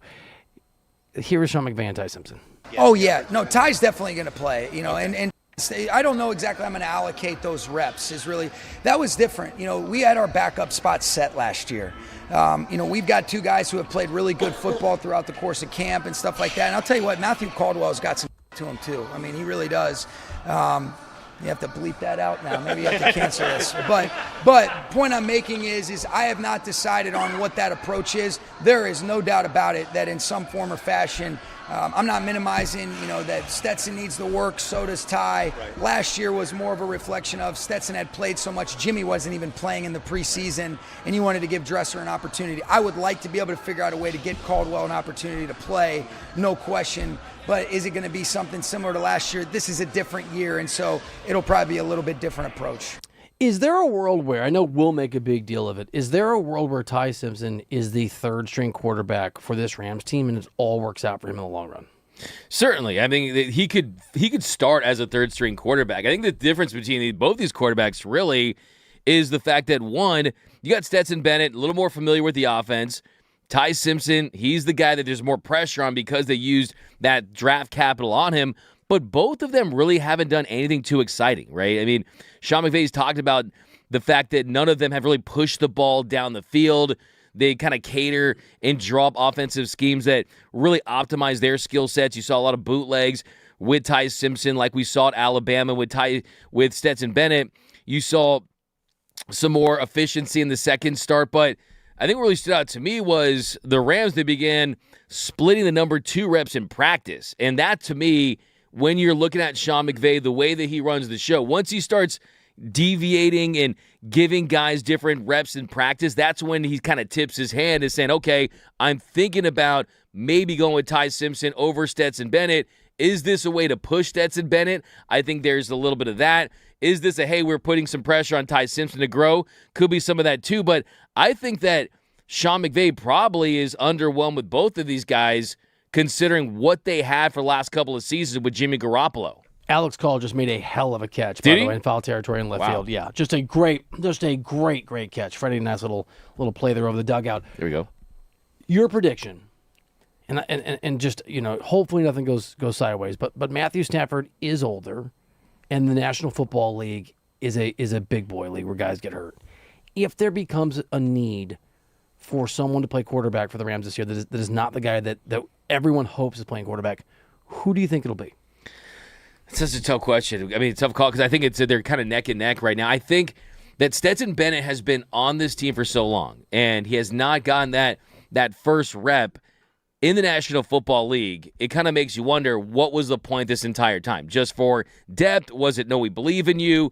I look at the last start he had. We had the 2 rushing touchdowns in the red zone. You had a design keeper. There was one where he dove and reached the ball over the pylon. The second one, he kind of dropped back. He saw no one open, kind of raced to the spot. So maybe they kind of figure, hey, if we're going to have a quarterback that's going to use his legs, why have the rookie that might go out there, play a little reckless, try to impress people, maybe gets hurt, maybe hurts his confidence? I think that Stetson Bennett has such at least he should have a vast knowledge of how they run their system, and you just kind of go with his skill set. So I think Stetson Bennett, even though it feels like he's been in the league for like 500 years and hasn't gotten his opportunity, he's the guy, and hopefully we never see him, right? Hopefully he's never there, and Matthew Stafford just has a really healthy season. I think Bennett is the guy, though. D-Mac and Reiter here on the new 97.1 The Fan, the voice of LA Sports. 855-97-LA-FAN is the phone number, 855-975-2326. Can I ask you a non sequitur, far afield, basically non-football question? Yo. Has anyone had a better name than Stetson Bennett in sports? You like Stetson Bennett? I mean, as a Stetson name, Bennett. His first name is Stetson, dude. What do you like about Stetson? The hat, dude. Yeah. It's a cowboy hat. That's Pure masculinity. It's a good name. It's Wasn't a good his name. granddad like a cigarette model? I mean, yeah, the Marlboro Man, right? Yeah. Was he the Marlboro Man? I believe something like that. Actual Marlboro Man. So there was some stuff like that. Yeah, like Start him tomorrow over Matthew Stafford. I mean, the thing about Stetson Bennett's a solid name. I mean, you don't like it. You don't good. have to think it's the best name of all time. I mean, now that you point out the whole hat thing, that's the thing. Would you wear a Stetson? Could you pull off a cowboy hat? My granddad wore a cowboy hat. Yeah, I could rock a cowboy hat. I think you would look great. Are you into cowboy hats, though? Is that my thing? Yeah. No? I'm in all black right now. Yeah. I think I'm into cowboy hats somewhere in Nikes. No, it's not my thing. I mean, the crazy thing about it is he was 25 when the Rams drafted him. He's 28 now. Yeah, he's old. The dude's basically prehistoric for a backup quarterback that's never played. Is it a coincidence that his initials are SB? Super Bowl. Are you putting it all together here? I can see it. I get the math is mathing. It's like the Always Sunny in Philadelphia. The vibes are vibing. Yeah, dude, that's a show I've only seen 3 episodes of in my life. Really? Yeah. Is it worth kind of diving in? It's a good show. There's so much good stuff. It's not there. my top 10 though. Dude, are you watching Lanterns right now? No, is it good? Really? Prestige, dark HBO drama based on Green Lantern in the DC universe. I gotta get caught up. Have you seen Peacemaker? No. Amazing. Really? I didn't think it would be. It's one of the best shows I've seen in years. I need to add some. Very dark. We need to do our epic TV show Emmy rundown like we did that time. Oh, we can do that? We could. Okay.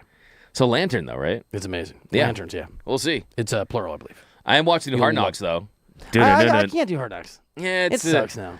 It's just kind of one of those things. I feel like I've watched every episode of every season. I feel like I'm gonna feel. It's like I'm a big completionist, you know. Are you in Ted Lasso? Yeah, I gotta watch. So they're doing episode by episode, right? There's 2 or 3 out. I like that. By the way, I like the fact that like you just don't binge the whole thing in like 1 week. Oh, sorry, we're yelling. Single. Was that Tommy Edman? Yeah, we thought. Okay. I think so. We thought it. No, we thought it got past. Was that Michael Harris? We thought it got past the center fielder, but he just kind of like. Get ready for these postseason games. Nice diving attempt there. Yep. I wonder what Kershaw said about it. It was magical. Okay, so Sean McVay wasn't done talking about sort of the situation. He also talked about Puka and some of the other starters. They're doing good. No updates on those guys. Have you made a determination on which quarterbacks? I have not yet. Have not determined that. You know, really, I really haven't. You know, there's a lot of stuff that's kind of going on behind the scenes that I've been dealing with, and so have not had a chance to do that yet. I wonder what those things are. What do you make of that? I don't really know. I mean, he feels like a guy to be focused solely on football. Exactly. I mean, other than maybe a contract situation with Aaron Donald, maybe negotiating or kind of evaluating how he's looked. That's It's pretty interesting. I wonder what the follow-up question was there. When are we going to know what Puka's punishment is, or isn't? It's got to be before the season. I mean, we're getting there. I mean, any day now. Are we, 9 days? No, not 9 days. We are 16 days from the start of the season? Yeah, I mean, think about that. Just a little over 2 weeks. Before we know it. And I think for the Rams, 16 days. So Rams go to Australia to take on the 49ers. I mean, you got to want to get that squared away one way or the other so you can game plan, find roles. So, yeah, the NFL needs to get it going, man. I mean, if it's 2 games, if it's 3 games, and then you look at maybe the ability to protest a little bit. I mean, we'll see if they try to go back on it. We'll see what ends up playing out. But hey, man, I got him as my fantasy number 1 pick, so I need him out there. That's your guy. That's my guy. You just got to get to the playoffs. Pick. You got to get to the playoffs. You're sacrificing probably a couple weeks. Yeah, I'm fine with that. You're okay. Yeah. One time I started. You're a 6-time champion. I'm my 6-time champ. One time I lost, so I started this year 0 for 7 and ended up to the final. So, yeah, it can happen. Actually, I did that once too. Really? Nah, I was 0 for 5. Yeah? Then I lost in the final. It was terrible. You got your name there. You got your Bijan Robinson. Yeah. You might be a heavy favorite. Righter than Doug. Yeah. Don't you think we need to have a good punishment for who loses? Yeah, but it's too late. It's not too late. We haven't come up with it. Well, who haven't played a first game. It's not too late. I don't know. I've done the one where you're at IHOP and you... I'm not doing that. Stay for 24 hours? Hell no. Why not? My punishment, the one that I couldn't take... You know what's a good one? Is be away from you for a week. Okay, so you already served it. Come on now. Tell me. You see the one where the guy, he trick-or-treats in the summertime and he has to get 10 candies? That's pretty funny. Yeah, you could sign up for that one. But there are some people who wouldn't do it. Here's the thing. Really? Derek Fisher's not trick-or-treating. Okay, that's a good point. Derek Fisher's not trick-or-treating. If we got him a bodyguard, he goes with Shaq. I'll go trick-or-treating with Shaq. With Derek Fisher. No, that's a good point. You got to get Fish to buy in on it. You can't have. You need a punishment. I have one. What's the up? loser has to be on every show for a day as the errand person. Ooh, that's not their show. That's so a good one. You're just there from 6 a.m. to 10 p.m. The time commitment is the big one. But again, people are not everyone's going to agree to do that. Yeah, that's a. You can send the person to get coffee for you. Yeah, you know what I'm saying. Hey, that'd Cody, be a good one. Hey, Brock. Yeah, go give me some coffee, I said 2 dude. creams. Yeah, give me some donuts, glazed. You already had a glazed donut. Well, okay, man. Why you put my business in the streets? I just spent a week ago or 2. Someday in your life. Well, we shared What are you one. talking about? Nick and I shared one. I know. That's what I was talking about. That was weird, by the way. Why is that weird? You had palmed the glazed donut, and then you saw Nick, and you're like, "Eat this donut." And you just forced it into his hand. I think he was uncomfortable. No. He might know a little bit. That's family right there, dude. I know. That's my guy. It's family. Yeah, it's the first time on the show. How is it? Have you had dinner with him? Yeah, I've not. That's not cool by you. If he's family, you should be. Did you invite him to your Shea dinner? You know what? You want to come? Nick, no, I don't want to come. Aaron, I have plans now. Everyone's invited. How about this though? They did the billboards, right? Maybe do the billboard. A little subject change. Well, no, just kind of. I'm excited. I really, really want a fantasy punishment. The billboard of shame's a good one. Have 97 won the fan. It's 3-3. I have no idea how the Dodgers really. Won. Yeah. Okay. Stuff's happening. Have a billboard. Was that Kyle Tucker? Did Kyle Tucker drive somebody? We are doing a masterful drive. He scored a run. Did Kyle Tucker to RBI? No. I'm telling you, have 97 the fan get a billboard Do dogs for the loser. fly? Oh, wow. Wait, have what? What was that? Have 97 the fan get a billboard for whoever loses. That's funny. He'd be like, loser. I lost. Loser. A photo. Have them wear like a Real Madrid jersey. No one can see you when you do the pregnant pause smile, but I liked it. Okay. Well, I think they can see on the stream. Ooh. If it's I'm telling you, Alec Thomas, man. Yeah. He's looking the part. Do you want to hear the part. What's the Rich Eisen report? Do you want to hear something from Rich Eisen? Oh, yeah, the Albert Breer. Oh, there's Albert Breer. Yeah, I think we're going to connect that one to the AD segment. That was my thought, too. Yeah. But let's hear it. Let's hit it. All right, here it is. So I think the best way to put this is that he's seeking clarity on it, and they're going to give him as much time as he needs to find it. Is that money? Is that money? Is that what you're? And money could be. I mean, money? look, that's clarity does he need? That's one thing that's come up too. Honestly, that is one thing that has come up that I like. And this isn't from Rams people or from Donald's people, but. Okay. I mean, one thing that has kind of continually come up when I've talked to other people in the league about it is how do you work out the money part of it? And how much are you paying him and how does that fit into their budget, both cash and cap, so yeah, I mean, there's that piece of it too. I don't think he's going to want to come out there and play for free. Rich Eisen has a terrible cough. Yeah, does he? I'm not a big Rich Eisen guy. You're not? No, I've seen him be unkind. Really? Yeah, a couple times. 2 interactions were not pleasant. I will say. Yeah. Not one of my goats. Yeah. Yeah. Not one of my goats. Like, I mean, the Cowherds, the Romes, the Reiters. Okay, there we go. Those are he's not on the Mount Rushmore for me. I'll tell you that much. He's on the Mount Rushmore of people I've seen be unkind. Really? Yeah. Do tell. Hard to. Wow. Yeah. Wasn't great. No, that's a big secret. Does this give you any pause? Not the cough from the show. Does it give you any pause, the information, on what feels like, I think for all of us, what feels like a sense of surety, absolutism, that Donald will return?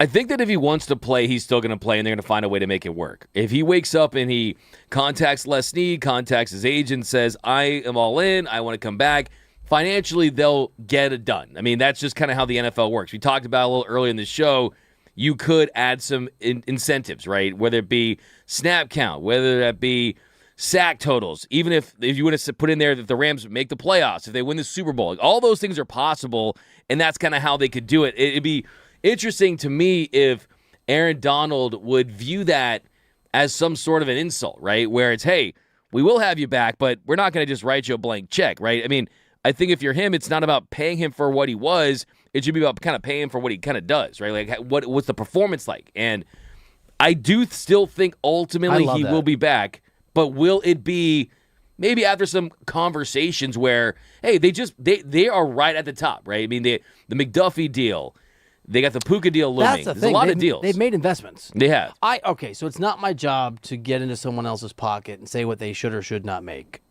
Well, maybe it is my job. I don't need AD to be wanting to come back to get paid.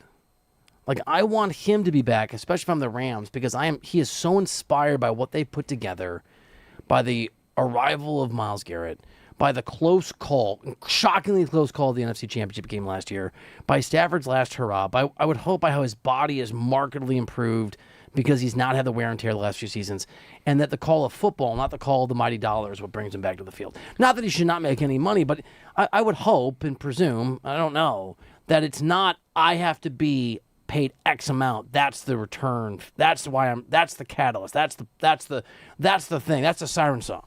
Yeah, and the question, exactly, right? And the question would be, does he want more than $30 million a year to play? Because if that's the case, you're going to have to revise that contract. And there's ways around it. You could add the void years, push the money in the future that allows them to maintain the roster that they have right now. But then, ultimately, there would be consequences to their cap later on. So there would be different things that would have to be kind of lurking. But it is kind of one of those things where, like, wait a second. Like, are you coming back to play with Myles Garrett to win the championship or maximize your dollar amount? I don't think we really talked about that when all this buzz started to begin with. Would it be about AD getting another big payday? Yeah, no, I think that's exactly right. D-Mac and Reiter here on the new 97.1 The Fan, the voice of LA Sports. What is the minimum that you would want from AD to have him to return? Which means, let's say he's not at the same level. Let's say that he's just not the same player. What is the least version of him you want to see on the field? Without it, because we have seen players, and we don't think it's Aaron Donald, but we have seen players, Doug, obviously come back and just not be the same or stay too long, right? That's more common. And just like, oh man, this is not, like, they're tarnishing the memory. What's the least impactful version of AD that you'd be like, okay, I'm glad he's out there? I would say, look, man, I mean, the guy is a certified first ballot Hall of Famer, but you wouldn't want to see the version of AD that looks like he's lost his step, a guy that looks like he's blockable. It would kind of, I think, tarnish to a degree the aura of his legacy. I agree. And I think that's not impossible, by the way. It's not. I mean, here's the thing. His game was predicated on speed and leverage. And when you lose 3 years, you're a little older. If you lose a step or two, and yes, your body isn't banged up, you've recovered well, it could take a minute to get that back. And does he ever get that back? My hope for AD is if it's an 80% AD, the fact that you have Myles Garrett there and you're not going to get doubled and tripled and quad teamed every other play, and you're going to start to get some single coverage, and you're going to be able to eat from that standpoint, and also from a snap count point too, you can kind of put him in a better spot. So what you're losing from a performance standpoint because he's not peak AD anymore, from a production standpoint, you're still getting just because it's a situation where there's so much talent the Rams have that he's going to be able to put up big numbers. But, yeah, I don't want to see, like, the B, C grade version. I don't want the Rocky 5. I don't even want the B-plus version, dude. Okay, so it's A, AD, or bust. Here's the thing. I want to see the same AD, and let's say it's only that in very limited action. I'll take that. Okay, yeah. Right? So you don't want Wizards Jordan. No. The way I look at it is, like, he's not going to be Wizards Jordan, but let's be honest. I mean, we're pretty critical about LeBron. I know you love him. He's your best friend, right? But even if he's... Why the shot? There's no shot. I mean, it's a fact. I like it, yeah. but then you can't be so sensitive all the time. Okay. Mine All is right. you. All right. Hey, man. But I was just... I'm not sensitive. Okay. No. But if, let's say that Aaron Donald is, for the Rams, ends up being the Lakers version of LeBron. Okay. Right? I'd take that. Oh, me too. I would take that. But even though it's not peak LeBron. But that's what. But LeBron was peak when he turned it on, though. The difference is he carried the Lakers over the Houston Rockets without Austin, without Luka. But you wouldn't say? Would you say that version of LeBron's a top 5 player still? I think the player in the playoffs was a top 5 player.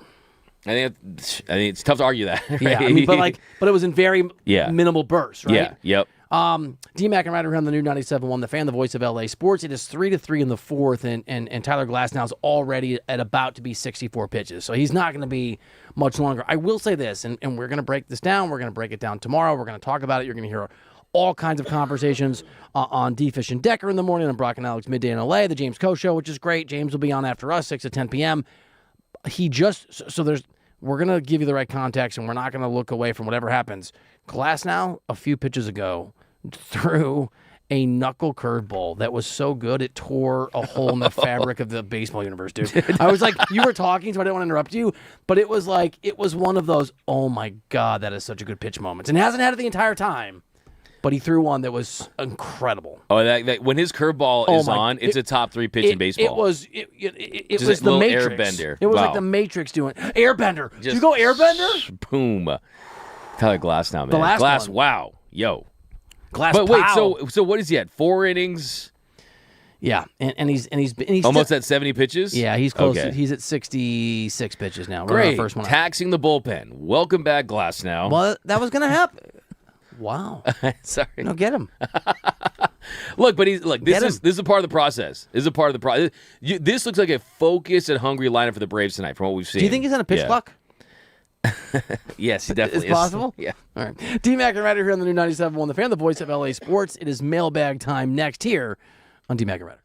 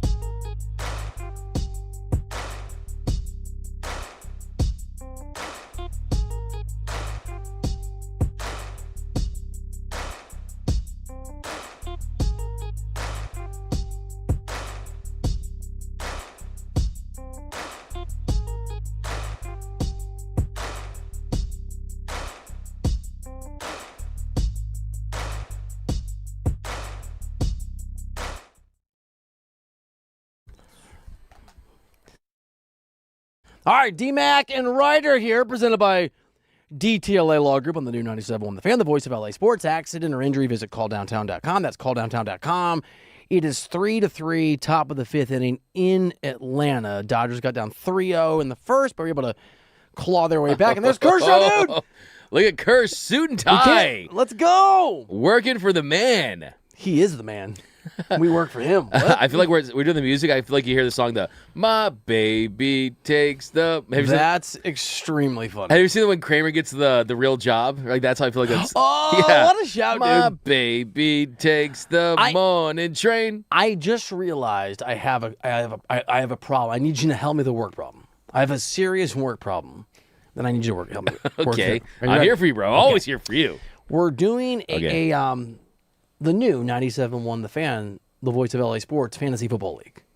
We're on an 8-hour sort of draft time, but it shuts down from 11 or 10 at night to 6 in the morning, right?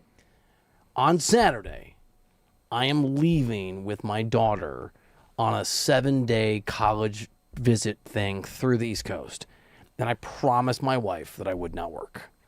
I'm not sure I can commit to being on a clock to draft those things. I mean, maybe, but some of the days I'm gonna be with Maddie. Yeah, I mean, hey man, you got that time is precious. So right? You got work to do. You're looking at colleges. Am I expected to do the fantasy draft next week while I'm doing that? Is that how long the thing's supposed to be drawn out? How long do you think it'll take? I mean, what if everyone just committed tonight? Can we just get it done tonight? I mean, dude, I took less than 30 minutes. You took 2 hours. I wanted to do the show with you. Okay, that's good. I wanted to experience it together. That's true. You think it'll be done by the weekend, by Saturday? It should be. I get on I'm at LAX. If it's not, turn on that auto draft, dude. I don't want auto draft. Yeah, I know. I hate auto draft too.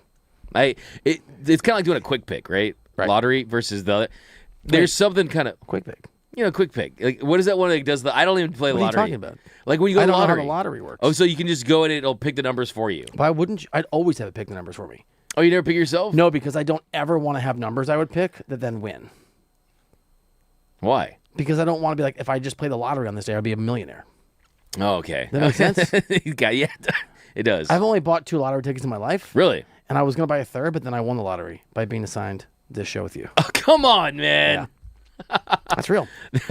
Hey, I feel that. I feel that. I feel it in my heart. How'd you like the apology earlier? I really liked it. I saw they did a reel for Instagram. Did they? Yeah, they did. Is it out there? I think maybe Nick cooked it up. It was really funny. Dude, Nick's the man. Yeah, bro. Nick is really Nick is that guy, dude. By the way, I had a tear stuck in my upper left eye when I did it. Nick had one in his lower right. Did he? He felt some yeah. emotion. Everyone was getting a little emotional. Yeah. Yeah, man. Aaron kept These it together. eyes are sweating. Who's chopping onions? That's what I was asking. Okay, got it. There's more. Because they make you cry. Definitely. Big tears flowing. I shouldn't laugh. You're going to get me sick, dude. I'm be good tomorrow. You think so? Yeah, I think so. You're a quick bounce recovery back. guy. I picked a very quick recovery guy. I didn't even know they had I thought that you were just like bringing those in the I've studio. been drinking this emergency for 2 months. Yeah, you They have it here. So you just crush it every day? Just like preventative? No, this is a radio station with like real uniforms and everything. Yeah. To quote Major League. Yeah, that's a good pull. Yeah, absolutely. You've been crushing those for like as long as we've been here, and I just Whenever thought I start to feel sick. Well, I told her, you asked me the sickest I ever so it's not a proactive worked. thing. Oh yeah. And so I was like, I learned to be preventative. You want to tell that story? Because that was pretty. That's a pretty bad story. I mean, now I feel like super soft. No, that's a pretty bad story. Coughing blood's crazy. Okay, so now you've told it.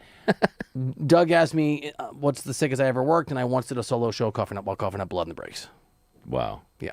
Jeez. God bless you, Aaron. BL Boyd. You ready for the mailbag? Yo, let's hit it. This one made me laugh. I don't know why.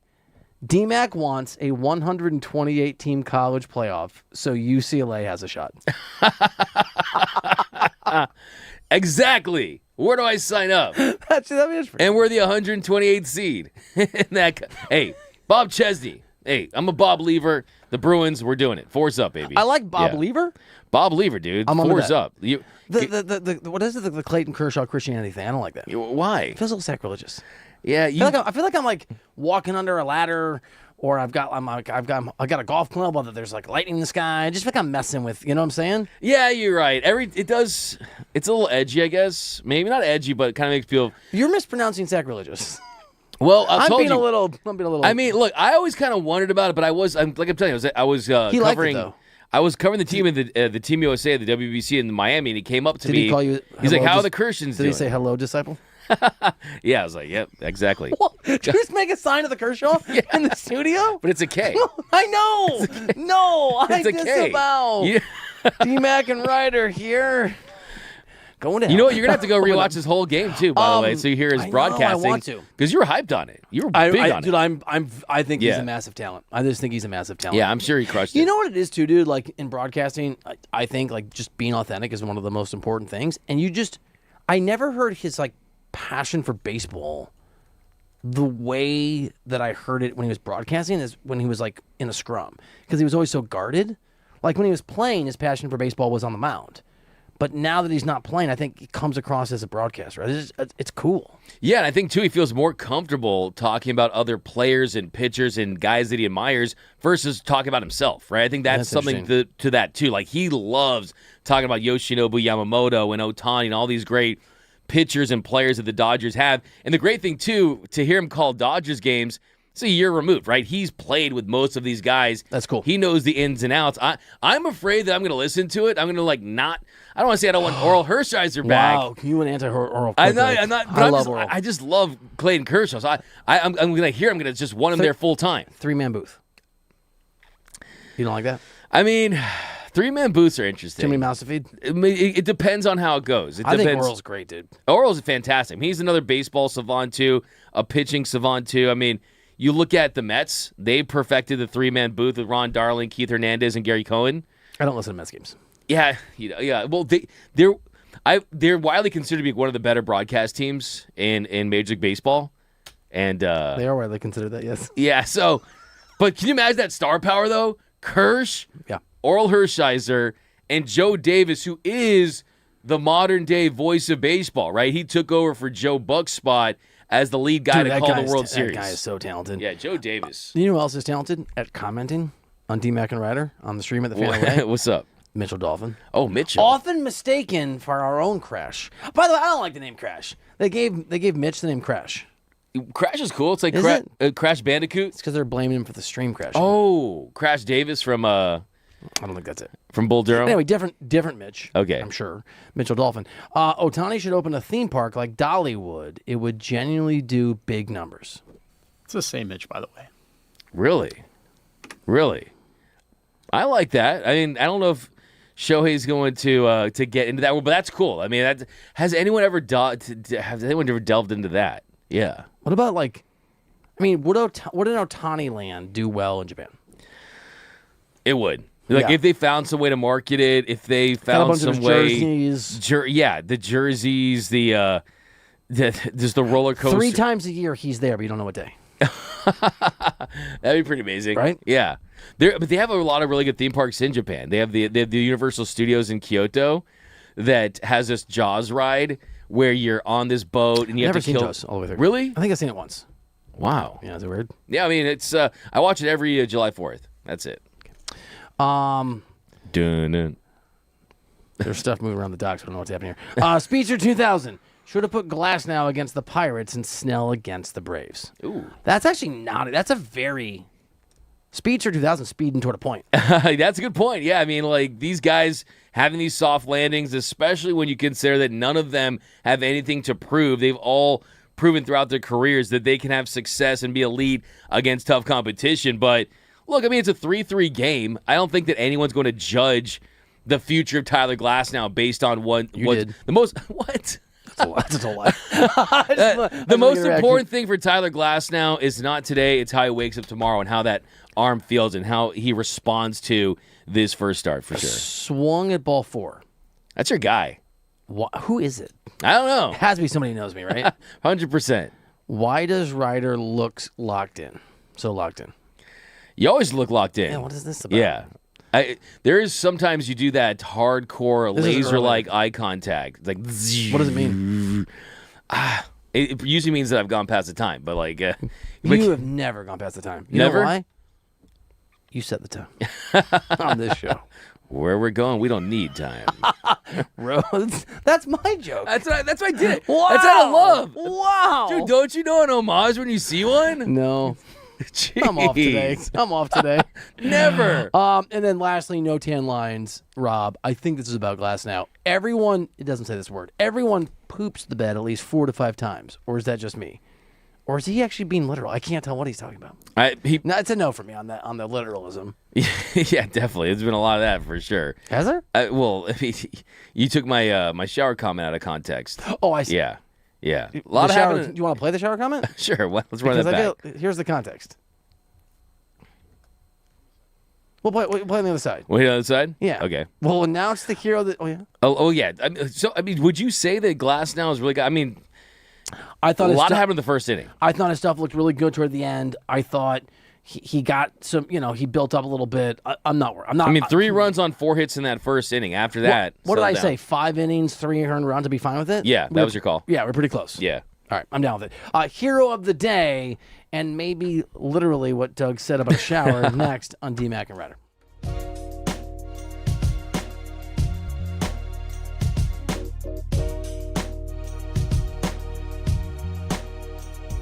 Man, I like to say I can track the.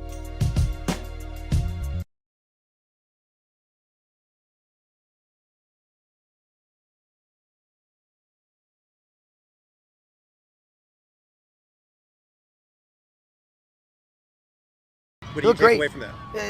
It was really, more for him to kind of just continue to do the things that I've kind of shared with you guys. And so he looked great, and he's still continuing to go through his process. No new news on that front.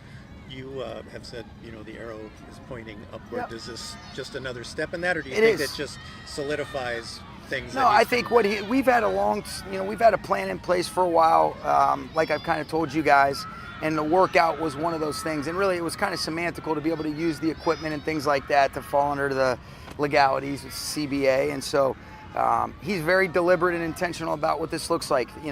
I'm careful to say, things are going in the right direction. He's feeling good, but we're not to where we are able to say whether or not he is or isn't ready to do it. But he's doing great, and he looked outstanding, as I think all of us would expect. Resurgence of Mookie Betts. Of course, those first couple weeks post coming back injury were a little shaky, but what can you say of him getting back to his best form? He's such a talented guy. He's going to the Hall of Fame one day. And a lot of times I think we tend to write off guys who get older. Then they prove everybody wrong. They still have a lot left in the tank. And I think the same thing with Mookie. I mean, just such a great athlete and a lot of pride. So, no, he's back to being the Mookie Betts of old. In good shape going forward. There's really no signs of letdown that he won't keep performing well throughout this whole contract. Talk about this in a minute. We will. We got to get to some real superstars. Yes, we do. And when a superstar does call into a show, you answer the superstar as quickly as humanly possible. Ladies and gentlemen, he's a music legend and icon, and quite frankly, I couldn't be more excited to introduce you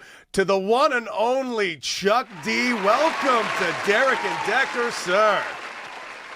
Hey, what's up, Derek and Cody, man? I'm not I'm not what you call a superstar. I'm just like a person who's a service person. I help service my industry, and long time being envious of how sports runs its things, dealing back in entertainment and music, which is a lot of times bananas. So I'd be trying to do my best to organize it to the point that people say, "Hey, man, we could keep going back for years," but. Well, anyway, hey, what's up, guys? Chilling, man. Dude, congratulations to you. You guys know the deal. You guys know what you're looking at and listening to. Once upon a time, we had people like Don Cornelius and Soul Train, and then radio stations played the music, and now sports is taking over everywhere. I mean, you had music stations back in the day that did their job so well, but then that fell off, and then, people are engaged in sports because sports is truth to a certain extent. It's organized. You can't come from nowhere and all of a sudden be something. So those are the things I always work on, especially my genre, hip-hop and rap now. We don't want people to leave after they turn 25. Man, those are great points. Chuck D, Derek Fisher here, man. Big-time fan and just so much respect for not just your journey as an artist, but just as a human being, bro. Like you represent so much more than just music. So we appreciate you tapping in with us this morning. Talk to me about in sports. There's so much conversation about eras, And we were just having a conversation about, Shohei Ohtani and Babe Ruth. And in basketball, there's always these comparisons with eras. Where are you in terms of music now?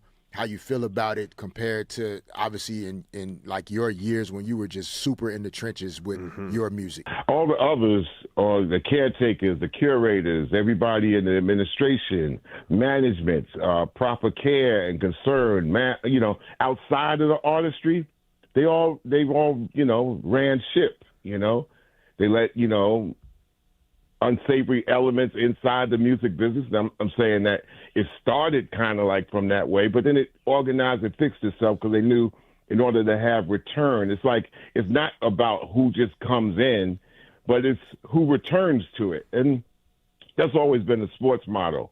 It's not how you get in the building, it's how they keep coming back to the building. And no matter what you do, and you got to prove to a fan base that what you do is worked on hard, and they can't do it. And that's one thing in sports. We could talk about Derek Fisher as a player and a coach, but one thing we know as a fan, we can't do that. In our minds, we could do it, but we can't do what's on that court, diamond, gridiron, or anything. You just fix in your mind that you think you can. So it's easy for you to just call somebody a bum when you have no idea of what level that level is. In music, people kind of feel that, I could do that. You can't play an instrument. You might not have a good voice, and you're only going to write the same thing over and over again. But they let them all in. So that's where it's gotten to a point. So you can't compare the eras because those eras before had everybody at every position taking care of the total game. Pau Gasol arrives. Oh, yeah. Now we're on to something. I mean, Kobe may have knew. I didn't know. I remember saying to Kobe, I felt like we had enough. Even before Pau arrived, there's enough there. Was it a championship team? Probably not, but can't think that. You have to feel like every time you step on the court, you can win. And then when Pau came, it became easier to think that because of how great. All right, welcome back into the show. DMAC and Reiter, presented by DTLA Law Group on the new 97.1 The Fan, the voice of LA sports. Accident or injury, visit calldowntown.com. That's calldowntown.com, or you can text injury help to 40222. By the way, I'm just giving you a hard time. I can't go to dinner with you and Shay. I have dinner with my daughter. I would never gone. We just texted. We got another spot to the If table. you had invited me for a different day, I would have gone. Really? But you guys are going to be doing an amazing Rams pod. No, this is I can't keep the pre and post. All your projects. You guys are going to be doing amazing Rams content before and after Rams games. It's going to be the best Rams content in Los Angeles. That is a fact. Not a super high bar, but still, your bar is going to be super high. Well, there's a podcast I listen to. It's never good. Oh, we're bringing it, baby. You're going to have a podcast Whose house? Too. Rams house. Also, Brock Vereen. Oh, you and Brock. Brock. James Coe's going to be on it, too. Let's go, dude. Yeah, let's go. Whose house? Whose house? Your house. It is going to be 97 The Fan's house for sure. So it's going to be a lot of fun. We're looking forward to it, putting a lot of work in. Brock Vereen has forgotten more football than most people have ever known. Okay. So where'd it go? He forgot it? Well, that's what they say when a guy knows everything about it. He doesn't forget anything. It's just steel trap. The cage. No, you guys are going to crush it, Yeah, Brock dude. Vereen's that dude, man. And you and Shay you're going to go out to working dinner, going to plan some stuff. Yeah. I wonder where we're going to go. Maybe that Nachos or our spot across the street, That right? place is good, that was Sammy's wreck. It was Sammy's wreck. Shout out to Sammy. Sammy, he'll be feeling okay. We miss you. Oh, no. Wait a minute. Everyone's kind of getting sick here. Yeah, that's the right. Okay. Actually, no. You come. I missed you too much. I couldn't be that this week. I would not come to work. Never. Would you like to hear who the hero of the day is? Let's hit it. It's Dolly Parton. Is it? Yeah.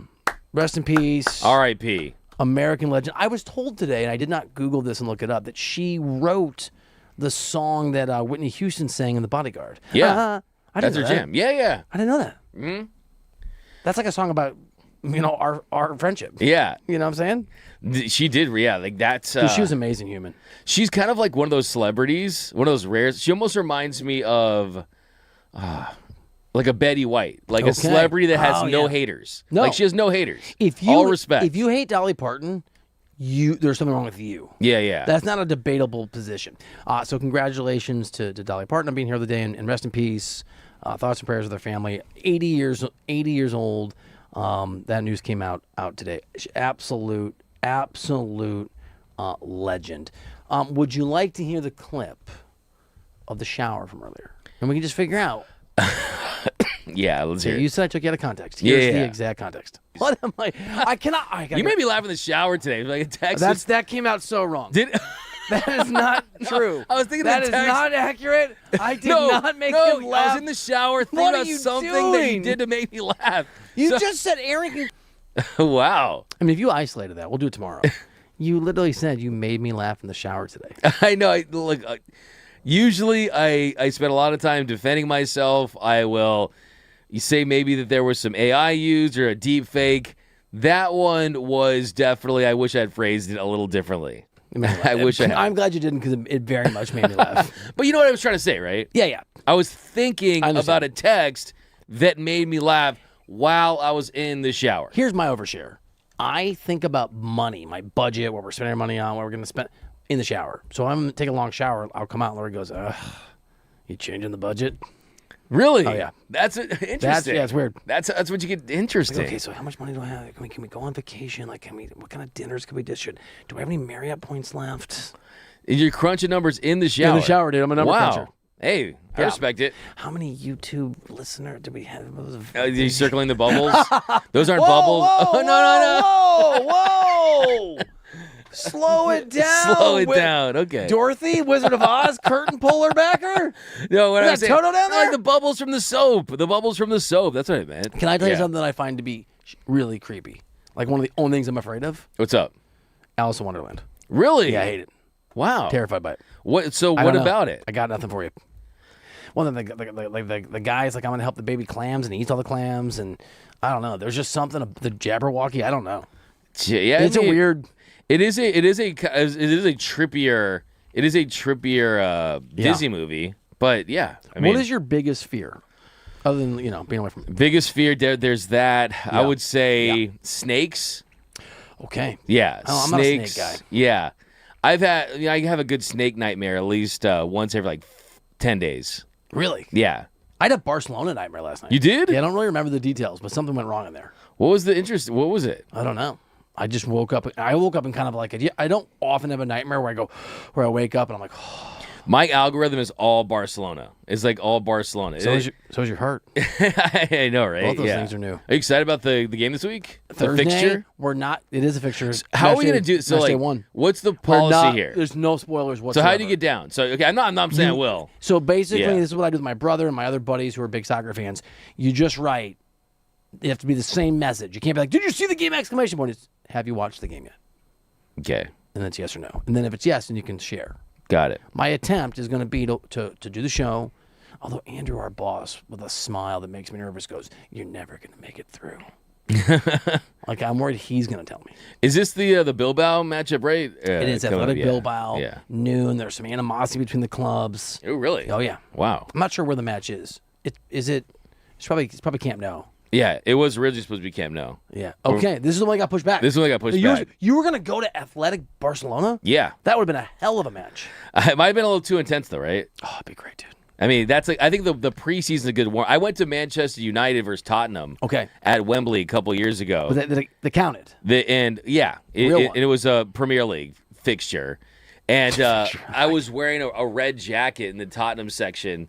And the security guard came up to me and was like, "You can't do this. You got to like this is fighting London. stuff." Yeah. So I got moved around. They had all those guys in the aisles. Were you a Man United fan? No, I just had a red jacket. Like I legit. Who does that? I mean, That's not great. We don't like red jackets. I mean, it was not cold. when you go to a Man United. No, not a Man United. I know. Game. I kind of. And maybe I selected it. I was like, it's kind of one of those things where like I'm here, I got to pick at least one team. Okay, so you did it on purpose. So you just lied on the radio again. No, I didn't do it on purpose. It was just like you just said. It was a casual thing. I just so happen to have a red North Face jacket. No, you didn't. You just said that you picked one. No, I picked that one for that night when I went to the game. Yeah, you're wild. Okay, what team you hate the most in the Premier League? Oh man, I don't know. I don't really hate any teams in the Premier League. Can you legit explain something to me? Yeah. Why is there drama with the transfer target Julian Alvarez when he was booed by Atletico Madrid? Because Atletico Madrid. We're doing soccer content here at the end of the show? I like it. I like it. Atletico Madrid sees Barcelona. Atletico Madrid is to Barcelona as the Padres are to the Dodgers. I kind of thought that. The Barcelona will sell their players to Atletico when those players want to go. And they're like, fine, whatever. And you win every now and then, cool, good job. We'll be polite to you, whatever. Atletico thinks that they're rivals with Barca and hates them out of an inferiority complex. Ooh. Yeah. So Julian Alvarez went to for like an 8-year deal from Man City to Atletico Madrid. He claims that he was promised he'd go to Barcelona this summer, and they're basically, he says, going back on their word, and they're freezing him out. Wow. And then they're setting him up to look bad and basically boo him. Jeez. They're the Padres. That's wild. Yeah. I see it now. Smaller it all makes team sense now. that Makes sense. Overspends but doesn't do it effectively. Yeah. Plays a very boring style. No Champions League, so My buddy Padres. Bruno, that's his team. That's his team? He's Atletico. Oh, he's an Atletico guy? I hope he's not watching. It'd be a great time for the stream to be down because that's how he consumes the show. Oh, wow.